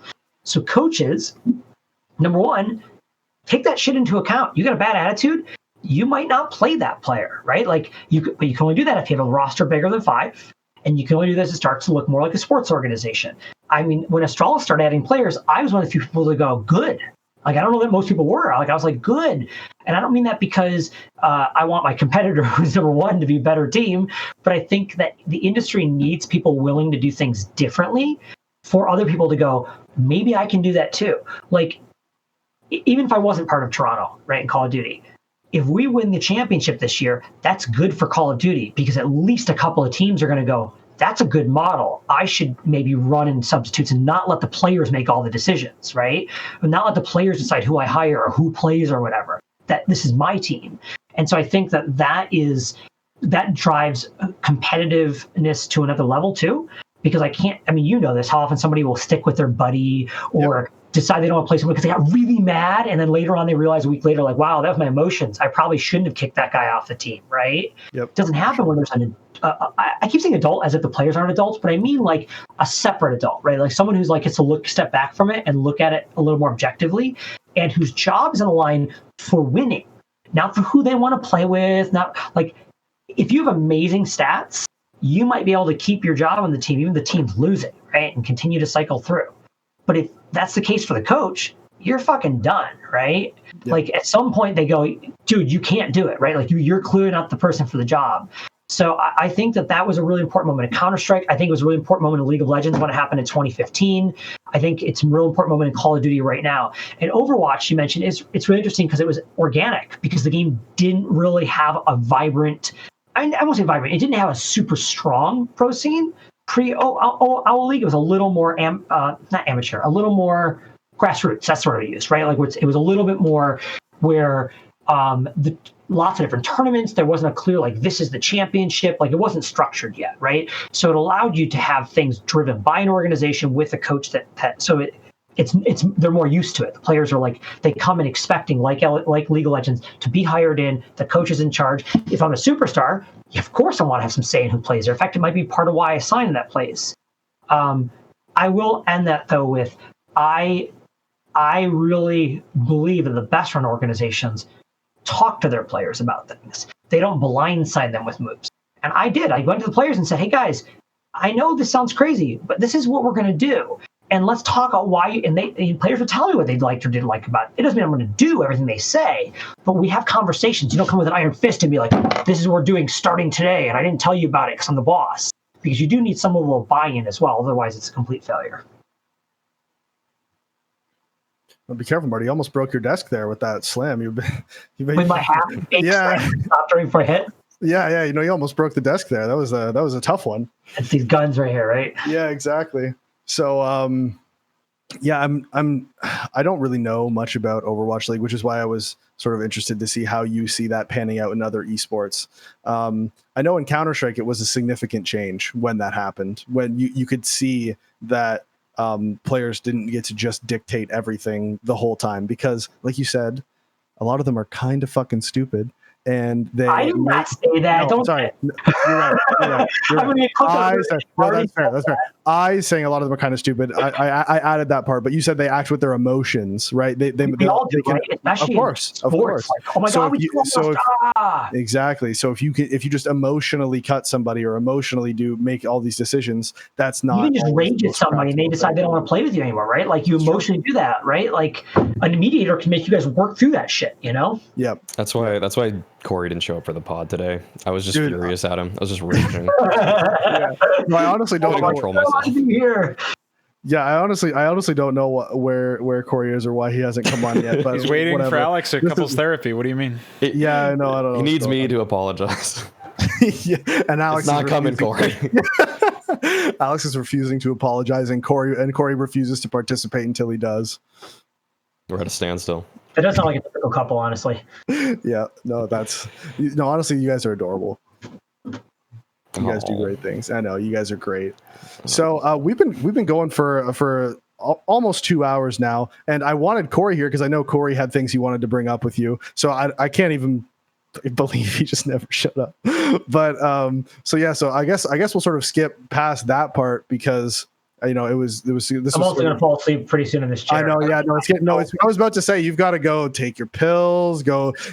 Go lay down. I think the one question on behalf of Corey that he would have asked is why did you guys get XotiC, or what was the oh my god. Yeah. Okay. So I think that's the one Corey era. So I will preface. I remember. I'll try to jog your memory here a bit. So what had happened is the team had decided that we needed to pick up an opera. This was something that had been going on for a while. The opera. Yeah, okay, yeah. We needed an opera. We didn't have one. Corey was opting anybody off basically at that point. Yeah, kind of.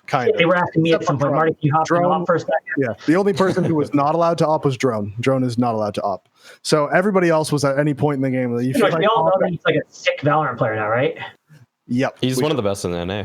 Yeah, isn't that crazy? He's on fucking TSM, right? Yeah, he's good really for him. Good. Good for him. So definitely not an Opera in Counter-Strike though. So what happened was we needed to get an Opera, and it ended up being one of those things. It wasn't a player decision. This was one of the like model we were just talking about. The player who bit the bullet on this one was Mitch. Mitch needed to go, and because we needed to bring in an Opera, and so the Operas we another wanted. Sick Valorant player. Another Sick Valorant player. The Operas everybody's actually even Cutler too on that. Any Counter-Strike player who stopped playing Counter-Strike 2 years ago, they're a Sick Valorant player now.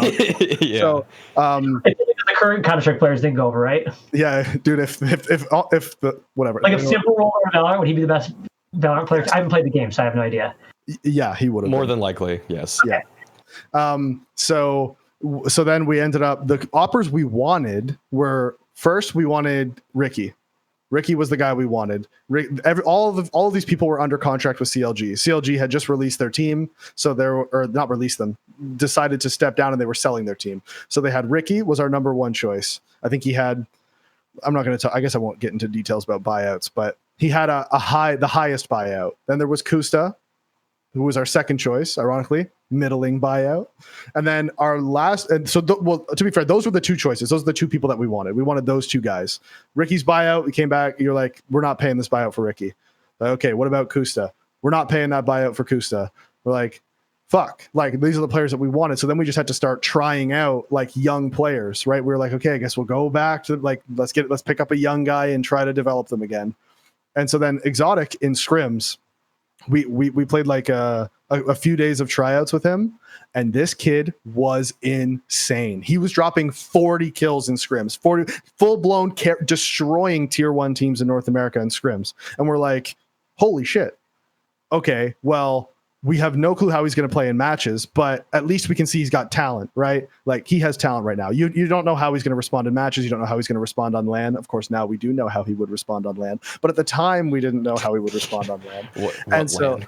Yeah, exactly. What LAN? Yeah, what LAN? So then it was like, okay, well, we'll go with XotiC because this is who we need. And then Zach. So then I think something happened. You guys worked out a buyout with CLG, and we got XotiC, right? And I remember. I've spoken to Corey about this a few times. I don't want to completely represent his opinions and his words on it because fortunately he's not here to give them. But he was of the opinion of he was told so many times we were going to be able to afford X amount of buyouts, and then that never happened, and we ended up having to settle for players we didn't really want. And then after that, it was like the expectation where he felt like the expectations were too, like he was like, we can pick up XotiC, but this is going to take 6-7 months for this kid to even potentially be good enough to start like qualifying for big LAN events and going to big LAN events and doing well. Cause he's this brand new kid who had never played professionally before. You can't expect us to do well right now.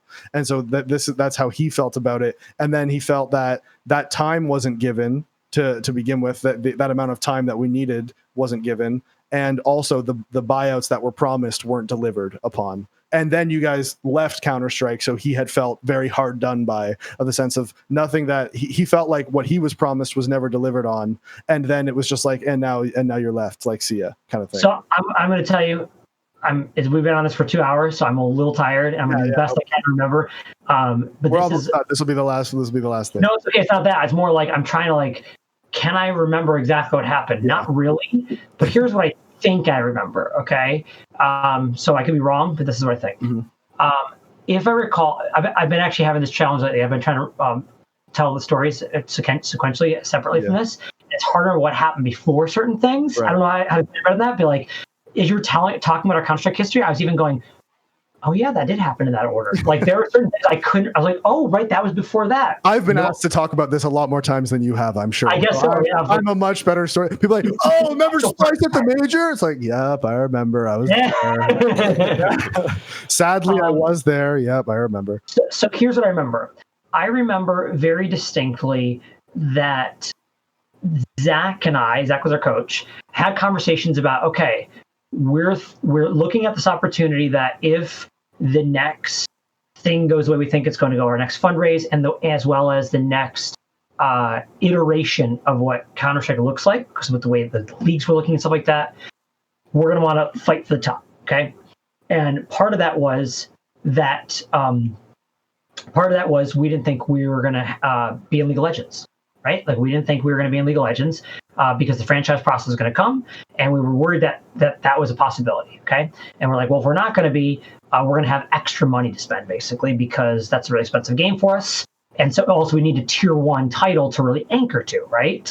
And even though we were doing Overwatch as a partnership, Overwatch is a separate brand, so it doesn't tie back in, right? So we needed something to be an anchor. And of course, we know Overwatch is just a money sink, anyways. Usually, I was like, I won't have any comments on Overwatch. I'll let you shit on it. But so I said, I would like you to think about if I said to you, Zach, empty checkbook, how would you build a Counter-Strike team? And so we had a lot of conversations about this, right? Like, because it wasn't as simple as these 5 players, because you're not going to get those 5 players. You're not going to leave Cloud9 or Liquid, or you had to actually get realistic players and think about that.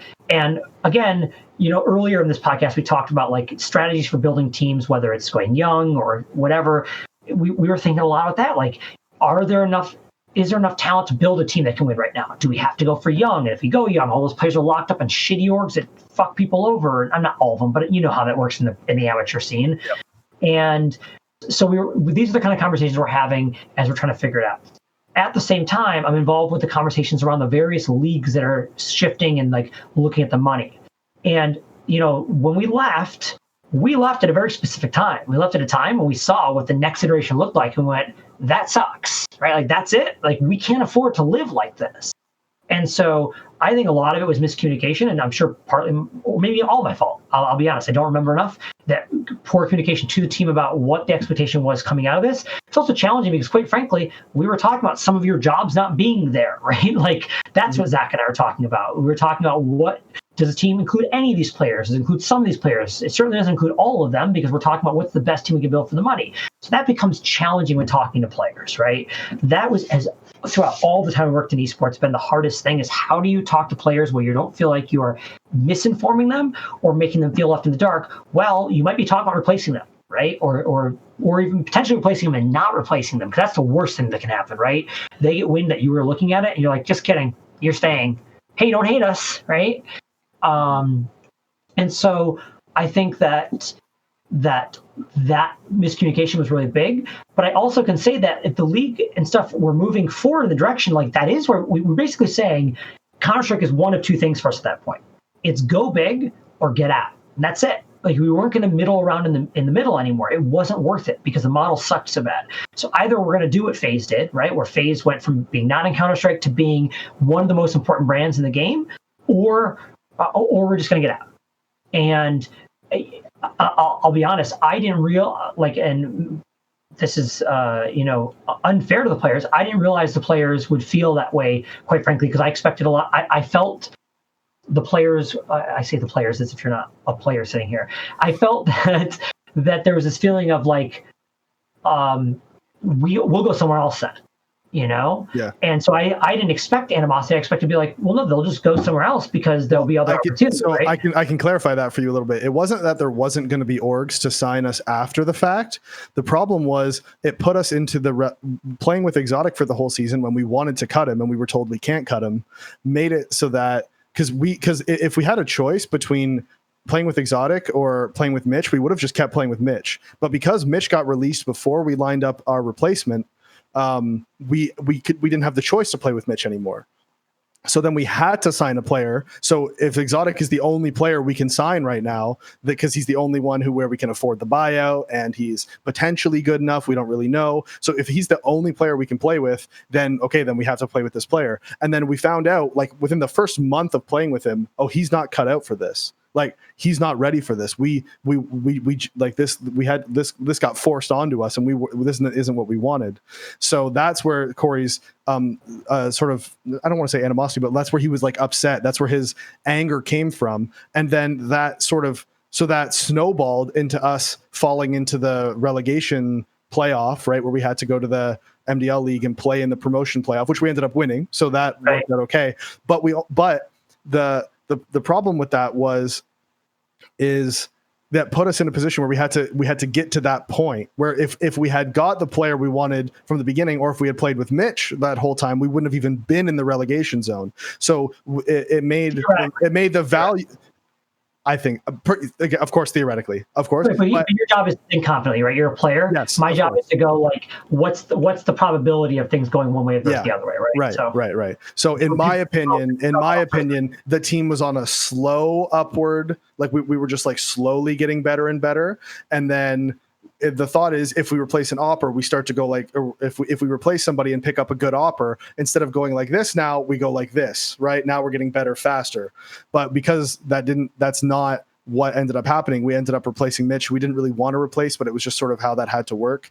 And then we pick up an opper who we didn't want, instead of going like this and we're like slowly climbing up. Now all of a sudden we're doing this, right? And we're just flattening out, and then So let me jump in for a couple things. Yep. So first, I'll just use your way of speaking as part of the answer. You kept saying we didn't want, right? Yep. And that was the transition we're making here, right? Yep. It's not saying that your opinion doesn't matter, but the point is that we're supposed to be taking that responsibility. And no, for sure. Sorry. The only reason I was stating it like that is because I was trying to explain why Corey was angry about it. No, I understand. And I'm saying nothing wrong with that. I'm saying like that was the challenge of the shift that's happening, right? Like ultimately I wanted Zach to be responsible, right? I wanted Zach to make the decisions, not me, Zach, right? Yep. And I'm not saying Zach made the financial decisions, but the decisions about players. I mean, every general manager and coach makes decisions based on all the factors, not just like, I'll take the best players, because clearly it doesn't work like that, right? And so if I recall, I think part of the pressure there's a few things. One is there's only so far the team could go without an opera. We tried a lot of different things. It wasn't working. So clearly coasting, it was always going to plateau because we were never going to hit this upper echelon without an opera. Okay. Yep. So that I'm a big believer of there's no point in continuing to coast if you know the end result, right? You might as well make the change now. But second of all, there was a lot of fear, I remember, among people that XotiC had these really great showings in practice right away, and a lot of people needed operas. And a lot of other people might have, like, we needed to act quickly because we could trial him for another week, and then he might sign somewhere else, and this was a challenging player too, I remember. I won't go into his personal details, but he had his own personal challenges for getting him signed and playing and such. It wasn't, we're talking about a young kid and various things in his personal life. So it wasn't like you, Davey, deciding to play and you just getting to go do whatever you want to do, right? So I remember part of the decision was there's a moment in Splyce's history that was a really defining moment for us. And the moment was in Call of Duty. We weren't in the game, and I get an email from these two players and this manager, and they say, "Hey, we want to offer you this team, but you only have 6 days, because in 6 days the qualifiers start, and you have to lock in the team name, right?" And we're like, "Fuck, that sounds like a good opportunity, but 6 days."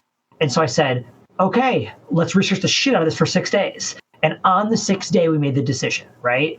And it wasn't we had to do it. It was that if we didn't do it, the opportunity was gone, right? And I think that was the same thing here.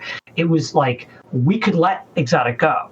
But then if you looked at the landscape, oppers, especially at that particular time, it was like, it's why Ricky was so valuable. It's not that Ricky's the most amazing opera ever. It's that their opera market was horrible. And I don't know if it is today, but it was then for sure, Yep. And what also happened is halfway through the season, Ricky's contract expired. So we were like, okay, cool. And we asked Ricky, and Ricky wanted to join. So we were like, okay, cool. Let's just cut XotiC and pick up Ricky. And we were told, no, stick with XotiC. Like, we're committed to this. I don't remember the specifics at that point to be quite clear. Yeah. And we were told, no, we committed to XotiC. We bought him out. We're committed to him. We think he's going to develop. We're going to stick with XotiC. And that was a decision made by you and by Zach, or maybe not you specifically, but by the management when everyone on the team was. I wasn't involved at all, obviously. Yeah, exactly. I will say this. I have seen too many times where people weren't willing to let a younger player develop with high talent and then gave up on him. And so that is a fear. I won't pretend that I might have been a driving force to say like, shit, we're going to give up on this kid after 6 weeks because he had some bad events. That's crazy considering people were saying he could be the next great talent, right? Again, like what you brought up, we're not going to get too much into his personal life, but it wasn't just that he was performing badly. It's that we had many inklings that he was not exactly a reliable person to, like, as we found out, he dodged the LAN. So like that, which is and not just one, multiple LANs now at this point with different teams. So is he still playing? Not anymore. He played in MDL briefly last season. I think 5 games or something. But wow. yeah, just kind of on and off. Kicking it with 4-pack, dude. Yeah, so we had like, because I remember within like we signed him, and then you could talk to Drone about it, or Drone could corroborate this, but like just a couple days after signing him, he's asking Drone questions like, so can they like sue me if I don't go to a LAN event that they want me to go to? And Drone was like, the fuck, man, like what's going on here? I don't know that. Yeah, and we had, this is things we had told to the people, your management, let's say. We had told these to them, and we were like, look, we do not trust this guy. So the fact that never got back to you is kind of sad. But regardless, so we wanted to replace him in the middle of the season and pick up Ricky, who was now a free agent, and you wouldn't have had no buyouts, nothing. He was a free agent at this point, and we were told no. So yeah, that's why Corey was so upset about the whole thing. I guess I honestly just, this is not a cop out. I mean, you call it a cop out. I just don't remember. And, quite frankly, that time period specifically was probably one of the most overwhelming for me as the leader of the company, in that we were in the franchise process for League of Legends. We were fundraising at a very critical time when it was harder to fundraise for various reasons I can't go into, not just in our company, but in this fundraising world, as who's raised money, who hasn't. Like, there were times in fundraising, for example, when people stopped giving money because they went, we want to see what happens to these other people who've invested in teams and see if it's worth it, right? And it had nothing to do with your company anymore. They were literally just going, none of us are going to invest in teams until we see what happens to the other ones, right? And we were over leveraged on the number of teams. I think at that time we were like 13 teams, like an enormous number of teams. And one of the things I was really grateful for going forward is that we didn't just leave Counter-Strike. We left a number of games over that period of time. Gears of War, Halo not long after that, Smite, Paladins, because we were we made that mistake that some startups do. We took every opportunity at some points, right? I wouldn't say every, but like almost all the promising ones, and then struggled to recognize that wasn't a promising one. We should just get out, right? We would ride it out longer than maybe we should have, And so I won't say any specific game, but I'll say a lot of the smaller games, because they may not cost you anything, right? Like, I'll say that as like, I can go to this smaller game and go, the publisher gave me this much, and I spent this much, and I actually broke even. But the sap on your resources in an organization and the pull makes you not see, like, I won't call it the more important stuff, but I'll say the problems that can have a bigger impact on your business, right? Like you're talking about, like this cascading effect in Counter-Strike, that had a negative effect on our brand in the Counter-Strike scene, which is horrible, right? Like I just talked about how important an hour ago, how important it was to us to think about, like, what do people look at our brand when a player leaves or when a player moves on? How do they continue to think of our brand as we grow over time? You got to be a destination. So yeah, in the Counter-Strike scene, when people think of Splyce, they think of 2016 and nothing after that, right? Like the stuff after that is almost like, oh yeah, that's right, yeah, that was that Splyce. I won't take pride in that, because that's certainly not what I wanted. But like, it is neither a cop out nor an excuse, but just a fact that running a business, like we would fuck something up over here because we were focused over here, Yep. So. Yeah, no, as you know, I don't hold any of that against you at all. I have no anger, animosity, none of it. For me, the early part of 2016, like I said, for me, even just that very first contract I signed, that is like the first contract with you guys I signed, that was this massive stress and weight off my shoulders to have that lifestyle change. So I only have positive memories. I was talking about this to my mom the other day, because I was like, oh, Marty's coming on the podcast. My mom, oh, Marty's coming on, that's great. like it was like, so I remember talking to her, even just talking about her about it, and I was like, I only have like positive memories and thoughts for the most part, besides some things in that house, but I don't necessarily associate that to. I'm glad to hear that. I'll be honest, like, the thing I've always been like, I'm not a fame person. Like, I don't care about being famous. In fact, I particularly don't want to be famous, because all the things that go with that. I don't really have any interest in people stalking me and shit. And I'm not a, like, I have to do the next great thing to like validate myself in some way. I might have been at some point, but I'm starting to help build myself as a person to get to be better than that, I guess, as a human, I think. But the thing that throughout the whole history of Splyce is, like, I get to look and go, I hopefully made that person's life a little better, right? Like, it could be I gave them a job. Some people gave an entry into the industry. Like, the really cool ones are when you look at people who started with you and now they're in like positions. Like one of our guys works at the Portland Trailblazers, another guy's over in the Call of Duty League running social media. You have these various people just around the industry, like in higher positions. And I'm like, Wheels is with OpTic now, right? What's that? Still with OpTic? Wheels? Is Wheels still with OpTic? Yeah, but I was referring to the OpTic that's CDL now. That's where Hunter, our social media manager, is. You know, like so you have like these various people that have like fanned out. And but yeah, Wheels is another one of those. There's all these people, and like that brings me the greatest sense of joy. Is like knowing that you positively impact people. I know it's cheesy as fuck, but like I don't know. I'm an old sentimental man, so. Yep. All right. Well, I think, like you said, we've been going for a while. I know that you're really old now, so this is good. This is real late for you. So what we sort of just end on, you know, the classic podcast end on thing is, what was your worst travel story throughout all your years in esports? What's a travel day where you were like, this was just awful? I guess the worst one would be, and I want to say it was 2016. Leaders in Sport, which is like a major sports conference, was having esports for the first time, and they have their conference at the Chelsea football stadium in the UK. And I got invited over to speak, and I was really excited. It was me and Odie on a panel. I think Odie probably got it for me because he's such a good dude, you know. And I was really excited to go. So I get on this overnight flight, and I land in the UK, and I make the brutal mistake of falling asleep for just a few hours. And I wake up, and it's like 7:30, and I'm up all night.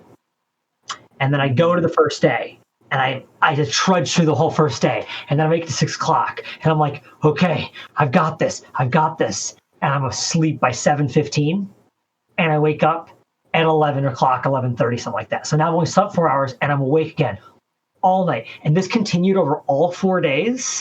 And when I got to my panel, it had been like 4 days. I'm on the last day, and I remember being there at 4 o'clock. So I've been up since midnight the night before, all the way through to 4 p.m. in the afternoon. And I'm just like trying to survive the panel just to get out of there. And I never got on the British schedule. It just never happened. I flew out, and it was like, I just couldn't. Was this before you had discovered the wonders of melatonin? I did not use melatonin on that trip. Yeah. No, that's a lifesaver. It really is for traveling. All right. Well, Alex, you have any questions before we sign off? Anything else you want to add? I'm good. All right. Well, you remember he said he doesn't want stalkers, so leave Marty alone, Alex. I know you have a history of this. He said he doesn't want people following. I'll have to resist. Take it easy. I really wanted to go to Rochester. I wanted an excuse for that beautiful town. What? Sorry, what? You might plug if that's okay. Yeah, of course. So I started. Actually, no, stop. Never mind. All right, so we're done. Only because I bought like this equipment over here that I spent money on, and I'm like, I'm going to use it. So I started a podcast, and I did 3 episodes, and then I kind of took a break because COVID like took over our lives, and I kind of just like needed a break from it. But I'm going to start up again probably next week. I think I found a lot of good topics. But basically, it's just me talking like esports and like tackling whatever the current topic is. My first few, I did one about the team model and like what people are saying was broken about it versus the publishers. And I did one on COVID because it was the topic of the day. And I did one on the dynamic of how to build teams, I want to say. It was because specifically it was about older players versus younger players and how to develop talent, specifically developing talent. So if you're interested in what I have to say, if you'd like what I have to say today, it's called IGL Podcast. It's a little Counter-Strike reference. So. Yeah, we'll put a link down in the description to all your stuff. For sure. We'll get that done. Marty, thank you so much for coming on. Yeah, everybody make sure, if you did like listening to Marty talk, then make sure you go check out his stuff. He's somebody who's super knowledgeable in esports, built world champions. So that's something you got to at least consider what he's saying, you know? So Alex, make sure you leave him alone. Don't stalk him. And everybody, thank you so much for watching. It's gonna be tough. Stalk me, so. Oh, he can? Yeah, it's fine. I mean, okay, that's fine. We'll hang out in New York. We'll hang out in New York together. Yeah, I'm not jealous. It's fine. So thank you, everybody, for watching. Appreciate you coming. We've just come back. So I know it's been a long break between podcast episodes. It's Corey's fault and also COVID's fault. I'm not sure why, but both those things are true for sure. Listen to what I have to say. Thanks, everybody, for watching. A huge opportunity at the beginning of the show to say that, Riot with Valorant wanted to kill Peeker's Advantage. Well, they did it, but only for 3 months. We're back, baby. Yeah, that's then true. Everyone realized there's still Peeker's Advantage in that game, too. Yeah. No, hey. Peeker's Advantage, episode 24. Thank you for watching.